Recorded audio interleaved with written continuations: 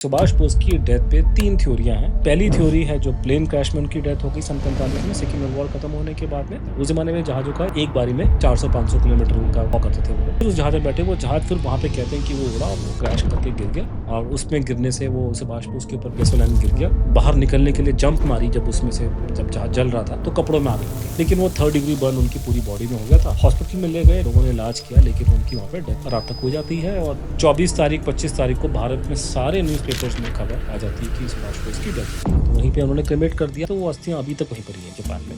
अंग्रेज जो थे वो बहुत चालू किस्म के लोग थे। अंग्रेज सुभाष बोस के खून के प्यासे थे। जब उन्होंने भारत को छोड़ा ऐसा 41 में तो उनको मारने का हुक्म दिया था कि इसको मार दो आदमी को। उन्होंने ऐसे एक्सट्रीम स्टेप गांधी किसी के लिए पॉलिटिकली कभी ऐसी बात नहीं की। तो अगर सुभाष बोस अगर 18 अगस्त को नहीं मरते 45 को, तो अगले 5-7 दिन में अंग्रेजों के हत्थे चढ़ने वाले थे। उनका एंटेना खड़ा हो गया कि जब हमारे हत्थे चढ़ने का टाइम आया तो ये खबर डिक्लेयर होगी कि मर गया प्लेन क्रैश में। ये खबर ठीक नहीं है क्योंकि ये टाइमिंग इतना खतरनाक है। और नेताजी इस काम में तो माहिर थे कि वो बच जाते थे। दूसरी थ्योरी बोलती है कि नहीं, वो प्लेन क्रैश में नहीं मरे, वो तो रूस में थे, रूसिया में थे। और तीसरी थ्योरी जो है कि गुमनामी बाबा। और ये सारी डिबेट जो है अब ये 3 थ्योरी के बीच में है। लेकिन डेड बॉडी अवेलेबल नहीं है, डेड बॉडी की फोटोग्राफ भी नहीं है। 17 तारीख की सुबह तक तो आप फोटो ले रहे हैं सुभाष बोस की, उसके बाद आपके कैमरे क्यों बंद हो गए? इतने बड़े इतने कॉम्प्लेक्स मुद्दे को आप एक बाइट में टीवी के डिबेट में नहीं समझा सकते। छोटा मोटा मर्डर दिल्ली में होता है, उसको लेके हजारों पन्ने की चार्जशीट दायर होती है। इतने बड़े केस में जो 70-80 साल से चल रहा है, जिसमें अलग अलग इंटरनेशनल लोगों का हाथ है, उस सारी बात को मैं एक लाइन में कैसे बताऊं क्यों निकल के नहीं आया? जिस तरीके से लद्दाख अभी जल रहा है, नेताजी की आइडियोलॉजी में देखा जाए तो वो इन लोगों का सम्मान करते या विरोध करते?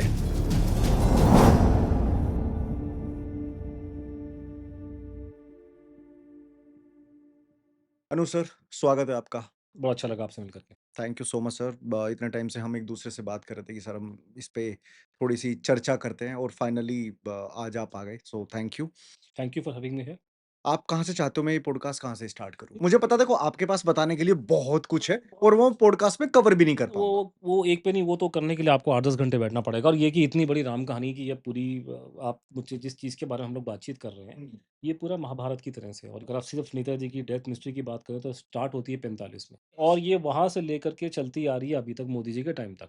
और इस पूरे पीरियड में जो आप ये जो 80 70-80 साल जो हो गए, इसके अंदर उसमें दुनिया जहान भर के एलिमेंट्स हैं। उसमें पंडित जी का रोल भी है, उसमें शास्त्री जी का रोल भी है, उसमें प्रधानमंत्री का ऑफ़िस भी आता है, उसमें सीक्रेट फाइलें भी आती हैं, उसमें डीएनए टेस्टिंग भी आती है, उसमें इंटेलिजेंस ब्यूरो भी आती है, उसमें सीआईए भी आती है, उसमें सूचना का अधिकार भी आता है। तो ये पूरा महाकाव्य है जिसमें हज़ार पॉइंट हैं, लेकिन इसको समझने का एक बहुत सिंपल तरीका वो है कि मैं आज से 5 में मेरी पहली किताब आई थी इस इश्यू को लेकर के। मुझसे पहले जो लोगों ने इस पे जो भी काम किया, रिसर्च की, वो उनको वो इतनी क्लैरिटी नहीं थी क्योंकि मेरा एक एडवांटेज था कि मैं जिस समय में पैदा हुआ और शायद जो थोड़ी मेहनत मैंने करी है, तो मुझे उस चीज़ की ज़्यादा समझ है क्योंकि जब समय बदल गया, इंटरनेट का युग आ गया, तो ज़्यादा इन्फॉर्मेशन अवेलेबल हो गई। पहले लोग खुल के बात नहीं करते थे, लेकिन बाद में खुल के बात करना शुरू कर दिया और फाइलें बहुत डिक्लासिफाई हुई हैं बाद में। तो जब मैंने ऑपरेट करना स्टार्ट किया, तो ज़्यादा इन्फॉर्मेशन अवेलेबल थी। दी मोस्ट लॉन्गेस्ट सर्विंग कोई और मिस्ट्री इस लेवल की है ही नहीं पूरे भारत में, क्या विदेश में नहीं है, इवन कैनेडी केस इसके बराबर में नहीं है। अगर आप उसको उसका लेवल देखेंगे, जिस पे इतनी सारी इंक्वायरियाँ हो चुकी हैं, इतनी इन्वेस्टिगेशन हुई, लोगों ने दुनिया जहान भर की बातें बोली। श्यामा प्रसाद मुखर्जी के बारे में, उनकी डेथ के बारे में, लाल बहादुर शास्त्री जी के बारे में, दीनदयाल उपाध्याय जी के बारे में, राजीव गांधी जी के बारे में, लेकिन कभी वो इतना अट्रैक्शन कभी नहीं आया उसमें। लेकिन इस केस में कोई ऐसी खास बात है कि बहुत ट्रैक्शन मिल रहा है, बहुत डॉक्यूमेंट्स है, बहुत इन्फॉर्मेशन है और सिर्फ देश में नहीं, विदेश के अंदर भी। जैसे मैं आपको एग्जाम्पल छोटा सा देता हूँ, बहुत से लोगों का नाम लिया जाता है आज तक। आजकल लोग बहुत नाम लेते हैं क्योंकि शायद वोट बैंक जुड़ा हुआ है, तो नेताओं को वोट चाहिए होता है तो उनका नाम लेते हैं, उनके बारे में बड़ी बड़ी चर्चा होती है। लेकिन जब मैं नेशनल आर्काइव में जाता हूँ और मैं ढूंढता हूँ उन लोगों के बारे में फाइलें या कागज, तो मैं पाता हूँ कि वहाँ पे अंग्रेज़ों के ज़माने में उन लोगों के बारे में कोई डेडिकेटेड फ़ाइल तक नहीं है, कि अंग्रेज़ की निगाह में वो आदमी इतने इम्पोर्टेंट नहीं थे कि उन पे फ़ाइल क्रिएट किया जाए। लेकिन सुभाष चंद्र बोस वो चीज़ है, या उनकी डेथ या उनका जो जो उन्होंने काम किया, कि सुभाष बोस से जुड़ी हुई और आईएनए से जुड़ी हुई 990 फ़ाइलें डिक्लासिफ़ाई हुई हैं 1997 में, ठीक है? उसके बाद में सुभाष बोस से उनकी डेथ से जुड़ी हुई कोई ऑलमोस्ट 1000 प्लस फ़ाइल्स रिलीज़ हुई हैं 2010 के आसपास में, ठीक है? 14 में पब्लिक हुई लेकिन 10 में रिलीज़ हो गई थी। सुभाष बोस से जुड़ी हुई 302-3 फाइलें हैं जो मोदी गवर्नमेंट ने रिलीज़ करी हैं। कुछ फाइलें सुभाष बोस से जुड़ी हुई बंगाल गवर्नमेंट ने रिलीज़ करी हैं। इसके अलावा नेताजी की डेथ से जुड़ी हुई फाइलें इंग्लैंड में हैं, एक्सेस की हम मैंने एक्सेस की, मेरे दोस्तों ने एक्सेस करी हैं और जापान में है। जापान में मैं नहीं कर पाया हूँ, 1-2 रिकॉर्ड 2 फाइलें मेरे पास हैं, लेकिन अभी कुछ और फाइलें हैं जो सीक्रेट हैं। लेकिन जापान में नेताजी को लेके बहुत सीक्रेट फाइलें कि उनका संबंध जापान के साथ में था। फिर सुभाष बोस की डेथ को लेकर के सीक्रेट फाइल एक मुझे ऑस्ट्रेलिया में मिली, जो रेलेवेंट है, उसके अलावा ताइवान में मिली जहाँ और उसके अलावा अमेरिका में मिली। तो पूरी मतलब 2000 फाइल तो मैं अभी गिना सकता हूँ कि उस आदमी पे इतनी सारी फाइलें, इतने डॉक्यूमेंटेशन है और कई ऐसे लोग जिनका नाम बहुत बढ़ा-चढ़ा के लिया जाता है देश में, क्योंकि वो नाम कोई किसी का वोट बैंक है जो मुझे पता नहीं है। लेकिन अगर आप पीछे जाएँगे, तो अंग्रेज़ों की निगाह से अगर देखेंगे तो उनके लिए कोई खतरा-वतरा नहीं थे वो। और उनका लेकिन सुभाष बोस का इतना ज़बरदस्त इम्पैक्ट था, इतना ज़्यादा उनका उसका और मैं उनकी लाइफ़ की बात नहीं कर रहा लाइफ़ एंड टाइम्स की, मैं सिर्फ़ डेथ की बात कर रहा हूँ। तो ये जो मैंने जो उसका जो फ्रेमवर्क मैंने रेडी किया, कि नेताजी की डेथ को लेके जो मिस्ट्री है, पहले लोग बहुत कन्फ्यूज़ थे लेकिन मैंने एक फ्रेमवर्क बनाया कि उनकी डेथ पे 3 थ्योरियाँ हैं। नहीं, ये मिस्ट्री बनी है या बनाई गई है? मैं बता रहा हूँ, बनी या बनाई दोनों का मिक्सचर है, लेकिन जब मैं आपको बता रहा हूँ कि 2005 में मेरी पहली किताब आती है, तो जब मैंने उस टाइम देखा कि मुझसे पहले लोग बहुत कन्फ्यूज़ थे, तो मैंने एक फ्रेमवर्क क्रिएट किया और वो फ्रेमवर्क को मेरे दुश्मन भी यूज़ करते हैं मुझ पे अटैक करने के लिए। वो फ्रेमवर्क ये बोलता है कि सुभाष बोस की डेथ पे 3 थ्योरियाँ हैं टेबल पे। पहली थ्योरी है जो प्लेन क्रैश में उनकी डेथ हो गई सन 45 में, सेकंड वर्ल्ड वॉर खत्म होने के बाद में, जिसे भारत सरकार सपोर्ट करती है, जिसको आपको हमारे इतिहासकार वगैरह सब लोग सपोर्ट करते हैं, काफ़ी सारे। दूसरी थ्योरी बोलती है कि नहीं वो प्लेन क्रैश में नहीं मरे, वो तो रूस में थे, रूसिया में थे और उनको वहाँ पे पंडित जी के कहने पे स्टालिन ने मरवा दिया। तो ये भारत की सबसे गंदी कंस्पिरेसी थ्योरी है, इसको खुल्लम-खुल्ला इसको हमारे जनरल जीडी बख्शी साहब सपोर्ट करते हैं। इसे खुल्लम-खुल्ला सुब्रमण्यम स्वामी जी सपोर्ट करते हैं और बहुत लोग सपोर्ट करते हैं। कि रूस में मरवा कि दिया? रूस में मरवा दिया सुभाष बोस को। और तीसरी थ्योरी जो है कि गुमनामी बाबा की सुभाष चंद्र बोस कोई महात्मा साधु बन करके भारत में थे और उनकी डेथ अयोध्या में 85 में हुई थी। और ये सारी डिबेट जो है अब ये 3 थ्योरी के बीच में ही है। बट नहीं, ये तो डिक्लासिफाइड डेटा में कहीं तो मेंशन्ड होगा नहीं, ना? सबकी ये फ्रेमवर्क मैंने ही 2005 में रेडी किया था और आज के दिन में जो लोग मुझसे एग्री नहीं भी करते, वो भी इसी फ्रेमवर्क को यूज़ करते हैं। उनके पास ये बोलने के लिए कुछ और नहीं है। तो अगर आपने मुझे ही गाली देनी है तो मेरे ही द्वारा की गई चीज़ है। मेरे ही द्वारा जो मैंने और मेरे दोस्तों ने जो एक्शन लिया, आपने बोला फाइल हम लोगों ने पब्लिक करवाई है। तो जो फाइलें पब्लिक हुई हैं मेरे वजह से, उसको पढ़ के ही मुझे गाली दे रहे हो। ये नहीं बोलते कि भैया तनुज धर की वजह से ये फाइलें पब्लिक हुई हैं कि हम लोगों ने ही पीछे पढ़-पढ़ के मोदी गवर्नमेंट से और मनमोहन सिंह गवर्नमेंट से फाइल निकाली है। तो जो इस केस के ऊपर आज जो भी डिस्कशन हो रहा है, कुछ हो रहा है, उसके पीछे सारा का सारा ज़िम्मेवारी मेरी और मेरे दोस्त चंद्रचूड़ घोष की है। बट जो डिक्लासिफाइड डेटा है, उसका क्या सच है? डीक्लासिफाइड डेटा में उसमें 2-3 चीज़ें हैं मोटा-मोटा उसमें ये है कि डीक्लासिफाइड फाइल्स जो निकल के आई हैं उसमें से 99% जो डिस्कशन है, जो डाटा है वो प्लेन टेक्स्ट थ्योरी के बारे में है, कि वो सच है कि झूठ है, ठीक है? तो जो आप फाइलें हैं, अगर आप समझिए कि 1000 फाइलें हैं और ये 1000 फाइलें सुभाष चंद्र बोस की डेथ के बारे में, तो आप लगा लो 90% से ऊपर जो डिस्कशन है, वो बेसिकली प्लेन क्रैश और प्लेन क्रैश की सपोर्ट या उसके अपोज़िट में लिखा जा रहा है। तो ये हो गया। उसके अलावा रशियन एंगल जो है, वो भी कुछ फाइलों में कवर हुआ है। भारत सरकार की फाइलों में कवर हुआ है कि ये आदमी रूस में हो सकता है, फॉरेन गवर्नमेंट की फाइलों में भी ज़िक्र आ रहा है। तो थोड़े से डॉक्यूमेंटेशन वहाँ पे भी आ रहे हैं। जो थर्ड एंगल जो आ रहा है गुमनामी बाबा का, उसको लेकर के सरकारी कागज़ बहुत कम है। बहुत 1-2 रेफ़रेंस यहाँ मिल रहे हैं, लेकिन हमारा मानना है कि उन कागज़ों को छुपाया गया है। मेरा ये मानना है चीज़ों को लेके बिकॉज़ वो सारा मुद्दा जो है ना इंटेलिजेंस की रिमिट में आता है। लेकिन आप जो डिक्लासिफाइड फाइल्स अगर आप देखेंगे, तो उसमें ज़्यादातर डिस्कशन डिबेट जैसे मोदी गवर्नमेंट ने जो फाइल पब्लिक की हैं, उसमें ज़्यादातर प्लेन कैश की थ्योरी का ज़िक्र हुआ है और उसका फ़ेवर में या खिलाफ में जो सरकार में डिस्कशन हुई है या जो कमीशन कमेटी में डिस्कशन हुई है, वो उसके बारे में है। तो अभी तक तो मैंने उस पे जैसे मेरी 2 किताबें हैं। एक किताब है मेरी और चंद्रचूड़ घोष की हमारी, वो है बोस रिसेप्शन जो अभी लास्ट ईयर छपी है। उसमें हमने प्लेन क्रैश की थ्योरी और रशियन एंगल थ्योरी को कवर किया है और हमने देखा कि उसमें हमने स्टडी की कि डिक्लासिफाइड फाइलों में क्या लिखा है और उसके हिसाब से इन 2 थ्योरी को हमने चेक किया है। उसके अलावा एक थ्योरी जो गुमनामी बाबा की थ्योरी है, उसके लिए हमने एक अलग किताब हमारी पहले से मौजूद है, उसका नाम है कॉनन्ड्रम। उसके लिए हमने हमारा अलग से मटेरियल है, रिकॉर्ड्स हैं, लोगों की बातचीत है। उनसे मिला-मिलू के उसमें उसका पूरा लेखा-जोखा उस किताब के अंदर अवेलेबल है। लेकिन जो आपका सवाल था कि जो अभी फाइलें पब्लिक हुई हैं, खासकर भारत सरकार की, उसमें एसेंशियली डिस्कशन जो है प्लेन क्रैश थ्योरी के बारे में है। मैं यहाँ पे किसी पार्टीज़ को नहीं बोल रहा। गांधी जी की एक अलग आइडियोलॉजी थी, नेताजी की एक अलग आइडियोलॉजी है। बट आपको ऐसा लगता है कि कहीं न कहीं नेताजी की आइडियोलॉजी को कांग्रेस ने भी उस समय पे मिसयूज़ किया देखिए है? कि गांधी जी और सुभाष चंद्र बोस में 3-4 मोटे-मोटे फ़र्क थे और भारत ने गांधी जी का रास्ता चुना, भारत देश ने, जिस देश को हम मानते हैं हमारी गवर्नमेंट है, इन्होंने गांधी जी का रास्ता चुना है।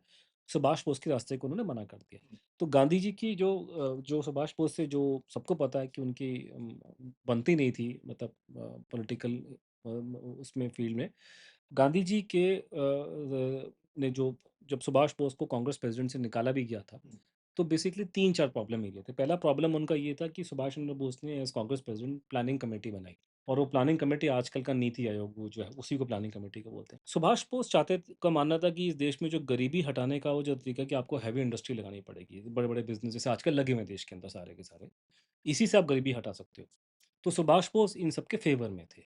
गांधी जी इनके बिल्कुल खिलाफ में थे। गांधी जी का मानना था कि वो जो गाँवों के अंदर जो इकोनॉमी होती है कि चरखे-वर्खे चला जैसे अरविंद केजरीवाल में ऐसी बातें करते हैं कि चरखे चला के हम देश की हम गरीबी मिटाएँगे। तो पहली चीज़ गांधी जी बिल्कुल किसी भी तरह की मॉडर्न इंडस्ट्री की और हेवी इंडस्ट्री की और इनके फ़ेवर में नहीं थे। वो बहुत चीज़ों के खिलाफ में थे। वो जहाज़ों के खिलाफ में थे, रेलगाड़ी के खिलाफ में थे, एलोपैथी के खिलाफ में थे। बापू ने बहुत चीज़ों को प्रोटेस्ट किया। तो पहला प्रॉब्लम आ रहा है कि इकोनॉमिक पॉलिसी उनकी बिल्कुल मैच नहीं करती। दूसरा ये प्रॉब्लम आ गई थी कि गांधी जी की जो देश में जो इंडिपेंडेंस की लेने की अप्रोच थी, उनकी जो इंटरप्रिटेशन थी, उनका जो मानना था कि इंडिपेंडेंस क्या है, तो वो डोमिनियन स्टेटस के फेवर में थे। डोमिनियन स्टेटस होता है कि जैसे ऑस्ट्रेलिया जो है वो डोमिनियन है आपका इंग्लैंड का अभी भी। न्यूज़ीलैंड डोमिनियन है इंग्लैंड का, कनाडा डोमिनियन है उसका। इसका मतलब ये कि इंग्लैंड का जो राजा जो अभी हमारे किंग चार्ल्स वहाँ पे हैं, वो अभी भी कनाडा के राजा माने जाते हैं। वहाँ पे राष्ट्रपति की पोस्ट नहीं होती, वो राष्ट्रपति की कैटेगरी में वहाँ पे इंग्लैंड के राजा को माना जाता है। न्यूज़ीलैंड वाले भी अपने इंग्लैंड के राजा को अपना राजा मानते हैं। ऑस्ट्रेलिया वाले भी अपने इंग्लैंड के राजा को मोनार्क को अपना राजा मानते हैं। सुभाष बोस जो थे वो पूर्ण स्वराज के फेवर में थे। तो उन्होंने कहा था कि हमें कोई इंग्लैंड से हमारा कोई कनेक्शन नहीं हो। तो जैसे अमेरिका है, अमेरिका ने बिल्कुल अपने आप को कट ऑफ कर लिया। कहने को अमेरिका वाले भी ज़्यादातर लोग अंग्रेज़ी हैं, उन्हीं के वंशज हैं, लेकिन अमेरिका उनको अंग्रेज़ों को नहीं मानता, उनके राजा-वाजा को नहीं मानता। लेकिन कनाडा वाले मानते हैं, ऑस्ट्रेलिया वाले मानते हैं। तो गांधी जी ये मॉडल चाहते थे कि हम लोग डोमिनियन स्टेटस ले लें, जबकि उसमें इंग्लैंड का राजा जो है वो रहे यहाँ पे और गांधी जी ये भी चाहते थे बाद में कि जो आज़ाद भारत का जो झंडा है उसमें यूनियन जैक लगना चाहिए। और इसीलिए शायद गांधी जी के रास्ते पे चलते हुए हमारे देश में ये जो इंडिया गेट जो है, जहाँ ये खड़ा हुआ है, उस जगह का नाम था किंग्स वे उसका नाम था, राजा का पथ। इंग्लैंड के राजा के नाम पे वो रखा गया था। तो इंडिपेंडेंस के बाद हमने उसका नाम को चेंज नहीं किया हम लोगों ने।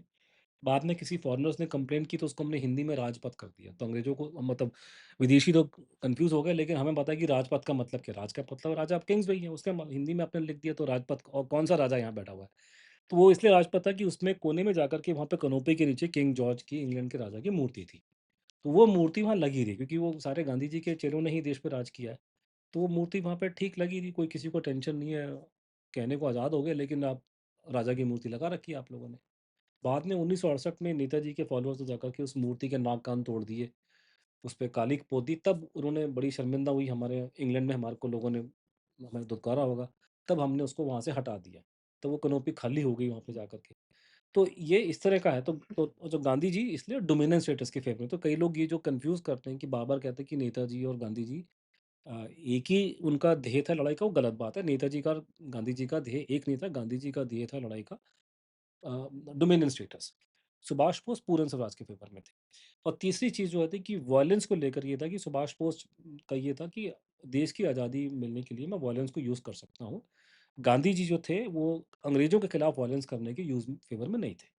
जापानियों को मारो वो अलग टेंशन है, लेकिन अंग्रेज़ के खिलाफ वॉयलेंस नहीं होना चाहिए। सेम उस पे ना एक आर्टिकल भी प्रिंट हुआ था जहाँ पे ब्रिटिश के प्राइम मिनिस्टर एटली ने बोला था कि देखिए वो एक अलग कहानी है, बट वो हम बाद में आएँगे कि उसका इम्पैक्ट हुआ, लेकिन अनफॉर्चुनेटली हुआ ये था कि जब ये गांधी जी के मोटा-मोटा सुभाष बोस से फ़र्क थे कि इकोनॉमिक पॉलिसी अलग थी, जिसको हम फ़ॉलो नहीं करते बाय द वे। हम तो सुभाष बोस की पॉलिसी फ़ॉलो कर रहे हैं। हम तो पूरा हमने इंडस्ट्री खड़ी कर दी है। तो सुभाष बोस बोलते थे ऐसे करने के लिए। दूसरा ये कि वो पूर्ण स्वराज की बात करते थे, तो पूर्ण स्वराज मिल गया, डोमिनियन स्टेटस हमारा 50 में ख़त्म हो गया। और तीसरा ये था कि वो वॉयलेंस के गांधी जी बिल्कुल फ़ेवर में नहीं थे कि ख़ासकर अंग्रेज़ के खिलाफ वॉयलेंस नहीं होनी चाहिए, आर्मी की हमको कोई ज़रूरत नहीं है। तो हम लोग आर्मी डिसबैंड करने का प्लान बहुत पुराना है। यूँ तो चाहते थे शांति सेना नाम की गांधी जी की कोई कॉन्सेप्ट था शांति सेना का। अभी भी थोड़े दिन पहले दिल्ली में बहुत बड़ा गांधीयंस की बहुत बड़ी मीटिंग हुई थी। उन्होंने मोदी जी को चिट्ठी लिखी कि शांति सेना बनाइए आप लोग। कि उनका ये मानना है कि दुनिया में गांधी जी का मानना था कि शांति में इतनी ताकत होती है कि आप उससे किसी को भी हरा सकते हो। एटम बम भी फेल हो जाएगा आपके सामने, ये गांधी जी के शब्द हैं। तो गांधी के जो फॉलोअर हैं उस बात को मानते हैं। तो इसीलिए इस बात को लेकर के एक भारत के राष्ट्रपति थे हमारे अपने राजेंद्र प्रसाद जो गांधी जी के बड़े खासम-खास थे।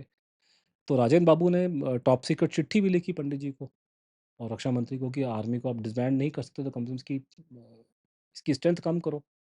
कि गांधी तो बोलते थे कि फ़ौज की हमको ज़रूरत नहीं है और तो इसको हटाओ इसको।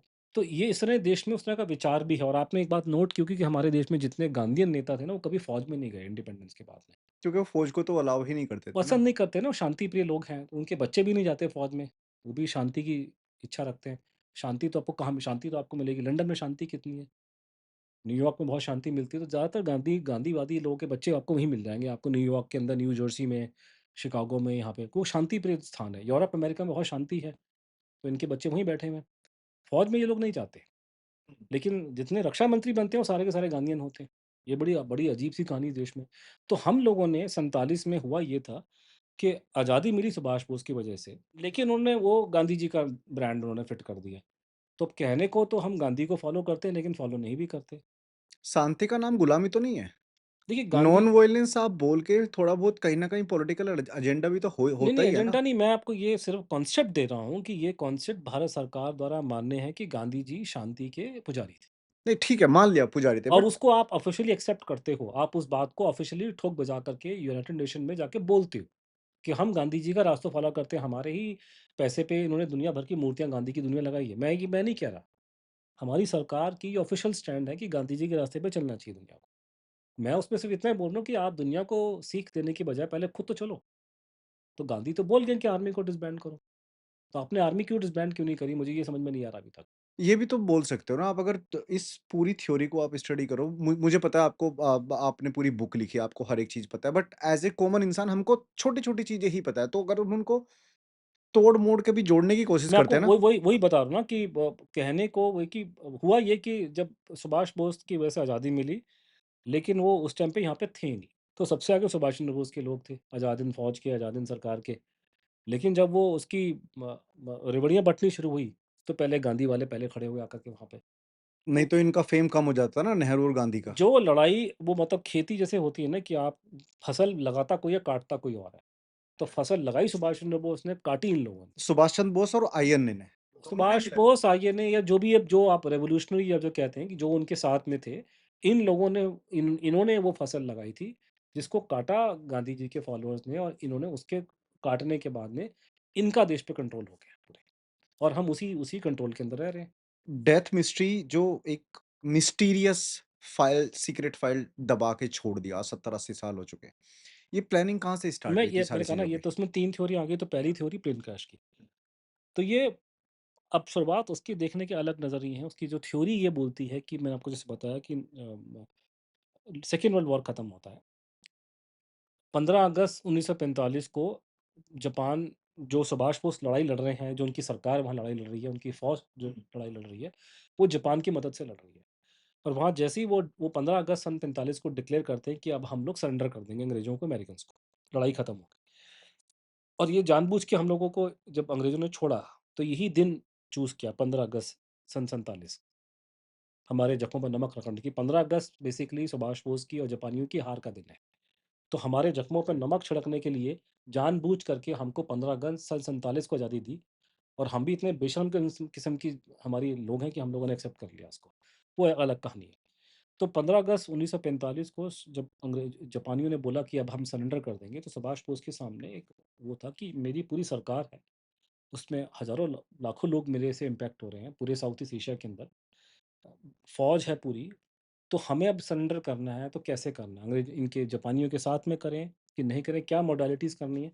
तो जापानी जो उनके साथ में जो लेफ्टिनेंट जनरल जो उनका मेन कॉन्टैक्ट पर्सन था, जनरल इसोदा या बाकी जापानी जनरल या जो सीनियर ऑफिसर उनके पास में थे। सुभाष बोस जब ये घटनाक्रम होता है, सिंगापुर के आस-पास, कुआलालंपुर के आस-पास में, मलेशिया के आस-पास में कहीं थे वो, जब ये पूरा घटनाक्रम होता है। साउथ ईस्ट एशिया के अंदर। तो उनको बोला कि हम आपको कुछ एडवाइस नहीं दे सकते क्योंकि ये टोक्यो के अंदर डिसीज़न होगा, ये हम लोग के पास में नहीं है, बहुत बड़ा डिसीज़न है। तो कहानी ये दी जाती है कि सुभाष चंद्र बोस ने फिर कहा कि चलो मैं टोक्यो चलता हूँ। तो वो अप जहाज़ों में बैठ कर के वो टोक्यो की तो वो उन्होंने टोक्यो की तरफ जाना शुरू कर दिया और अपना आखिरी के समय में अपने काम निपटाते गए। जैसे उन्होंने बहुत से रिकॉर्ड जलाने शुरू कर दिए क्योंकि दुश्मन के हाथ रिकॉर्ड ना पड़े। आईएनए के रिकॉर्ड थे तो वो जलाने शुरू किए, लोगों से मिला, लोगों की सैलरीज़ जो है उन्होंने रिलीज़ कर दी 3-3 महीने की। जो कुछ कर सकते थे, तो वो सिंगापुर से आप इधर आ गए, बैंकॉक आ गए 16 तारीख को। 16 तारीख वहाँ मीटिंग करी, 16 की शाम को वहाँ से निकले। 17 तारीख की सुबह को सुभाष बोस का जहाज़ लैंड करता है साइगॉन शहर में, जो आजकल का हो ची मिन्ह सिटी है वियतनाम में।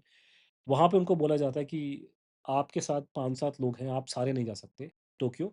आपको अकेले जाना है और आपका खुद का जहाज़ नहीं जा सकता। अमेरिकन्स ने एम्बार्गो लगा दिया, तो आप अकेले हम आप जाइए। हम आपके लिए हमने एक अरेंजमेंट कर दिया, एक जहाज़ है जिसमें एक जापानी जनरल जनरल शिरेई जो है वो और कुछ और लोग जा रहे हैं उस साइड पे, वो आपको ड्रॉप कर देंगे। बट इन द मीनवाइल ये इस बिटवीन में कांग्रेस के लीडर कुछ नहीं कर रहे थे? बिकॉज़ दे नो कि नहीं, नेताजी नहीं, नहीं, नहीं, उस ये जो घटनाक्रम घट रहा है ये विदेश में घट रहा है। उस समय में कोई इंटरनेट वगैरह सोशल मीडिया नहीं था, खबरें आती थी नहीं और कांग्रेस के ज़्यादातर नेता 1945 के मुझे पता नहीं कौन से डेट है लेकिन कम से कम शुरुआत तक वो सब जेल में थे।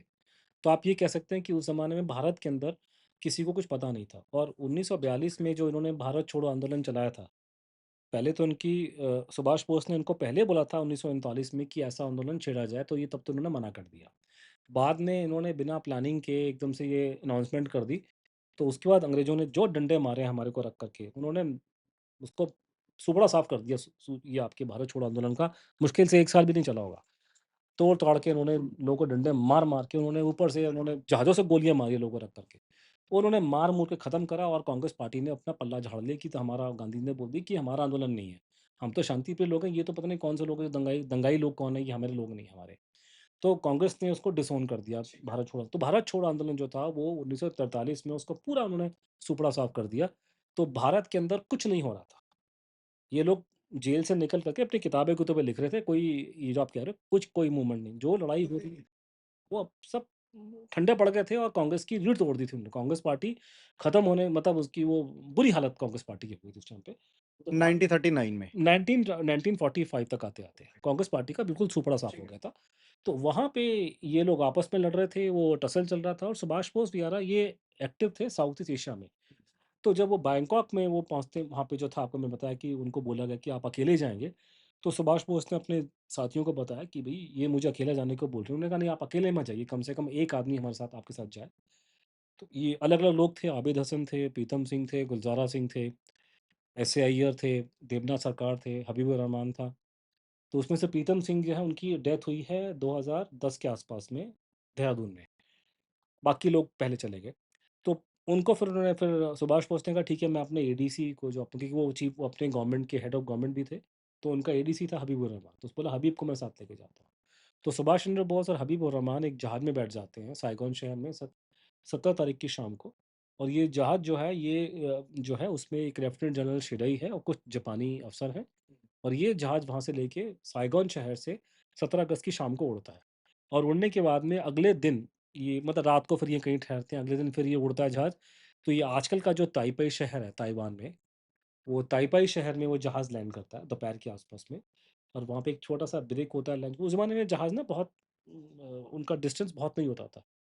कम-कम जैसे आजकल तो जहाज़ इतने बड़े-बड़े हैं कि आपको दिल्ली से आपको सीधा अमेरिका ले जाएँगे, 14 घंटे फ्लाइट कर सकता है। उस ज़माने में जहाज़ों का एक एक बारी में 400-500 किलोमीटर का हॉप करते थे वो लोग। तो ये वहाँ पे पहुँचे तो उन्होंने रिफ्यूलिंग किया, जो भी किया मतलब एक ब्रेक लिया था, लंच किया।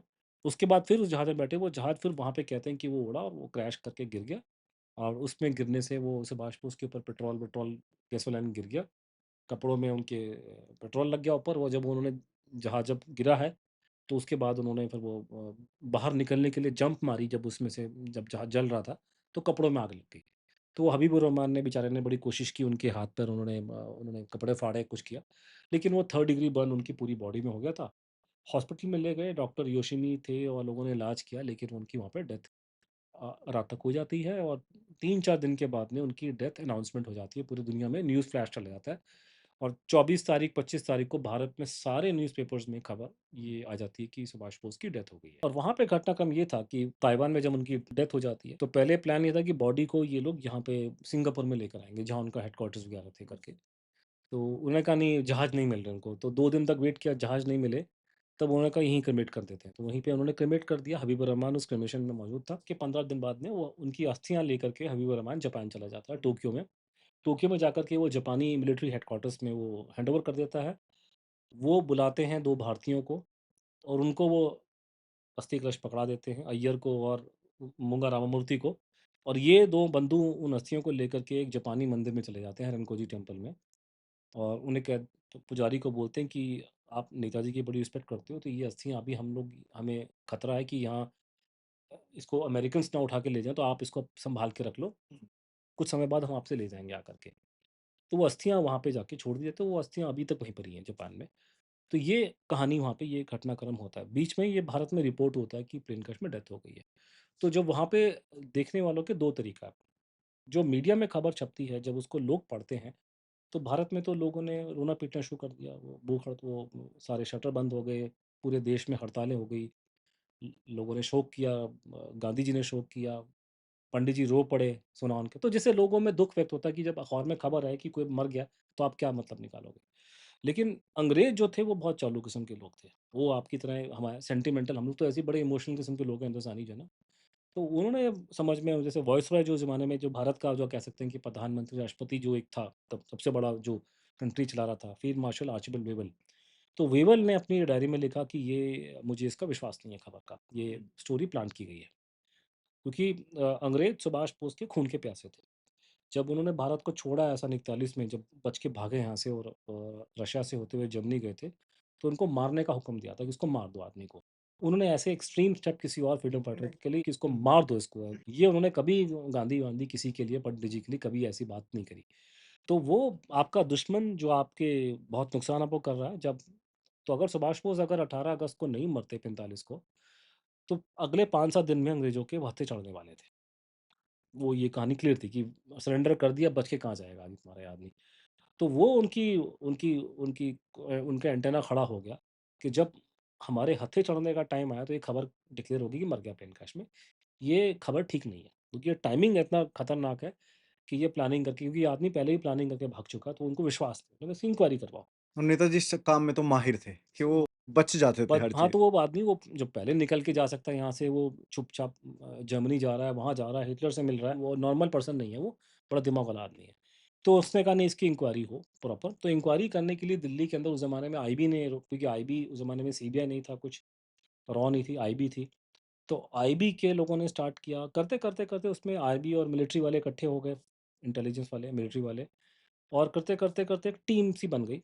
तो उसका टीम का नाम था कंबाइंड सेक्शन। जो मिलिट्री हेडक्वार्टर्स के अंदर थी, उसका जो हेड था वो एक आईबी का नंबर 2 जो डब्ल्यू मैकराइट उसका नाम था। उसके अंदर उसने 4-5 मोटे-मोटे अफ़सर,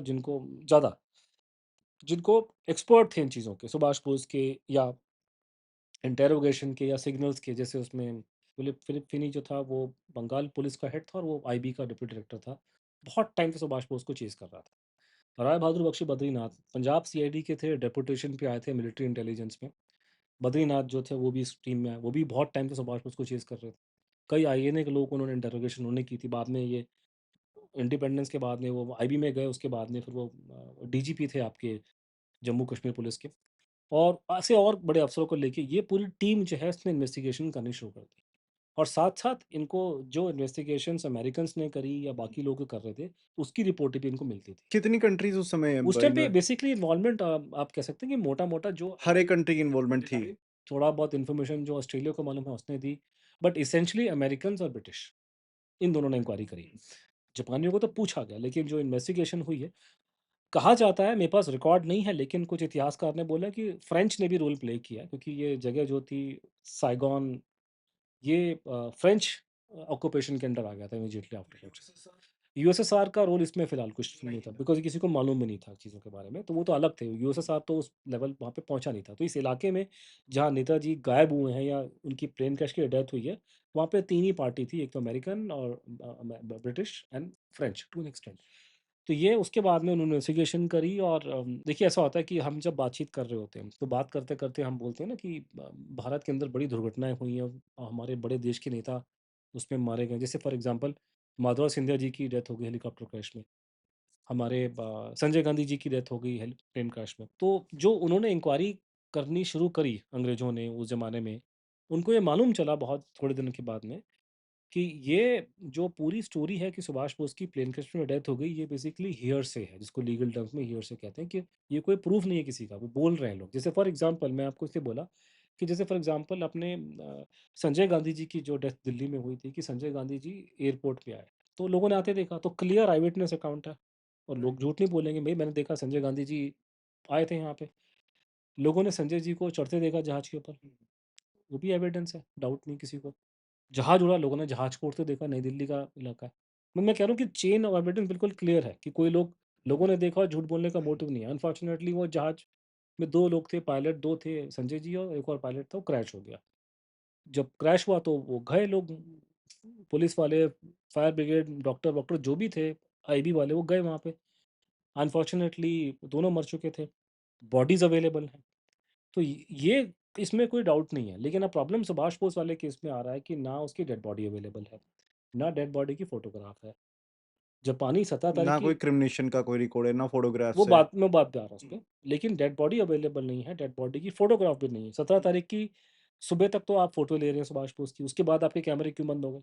बट प्लेन क्रैश हुआ था, ये फैक्ट तो है। ये उसमें प्रॉब्लम है कि पूरी कहानी जो थी, उसका बेसिक जो लबो-लबाब था कि लोगों ने कहा है कि हबीबुर रहमान ने बोला प्लेन क्रैश हुआ। इसने जापानी ने बोला जी हाँ जी, प्लेन क्रैश हुआ। उसने कहा जी हाँ जी, हॉस्पिटल में लेकर आए थे। उसने कहा हाँ जी, क्रेमेशन हुआ था। हाँ जी, मैंने रिकॉर्ड बनाया था। ये सारी बातें वर्बली हैं, लेकिन जब उनकी इन्होंने इंटरोगेशन करनी स्टार्ट करी, वहाँ प्रॉब्लम ये आ रही है कि जब इन्होंने इंटरोगेशन स्टार्ट करी, खासकर हबीबुर रहमान की, तो वो जितनी बार मुँह खोलेगा कुछ और नई बातें बोलना शुरू कर देगा। और उनकी ना तो आपस में मैच करता है, आज कुछ बोलना, कल कुछ बोलना। मेरे कहने का मतलब है कि कोई बड़ी चीज़ जब आपकी आँखों के सामने घटती है, आप उसको उसकी जो बेसिक डिटेल कभी भूलते नहीं हो। लेकिन यहाँ प्रॉब्लम ये हो गई कि यहाँ जितने लोग थे उतनी बातें और आपस में क्लैश कर रही हैं।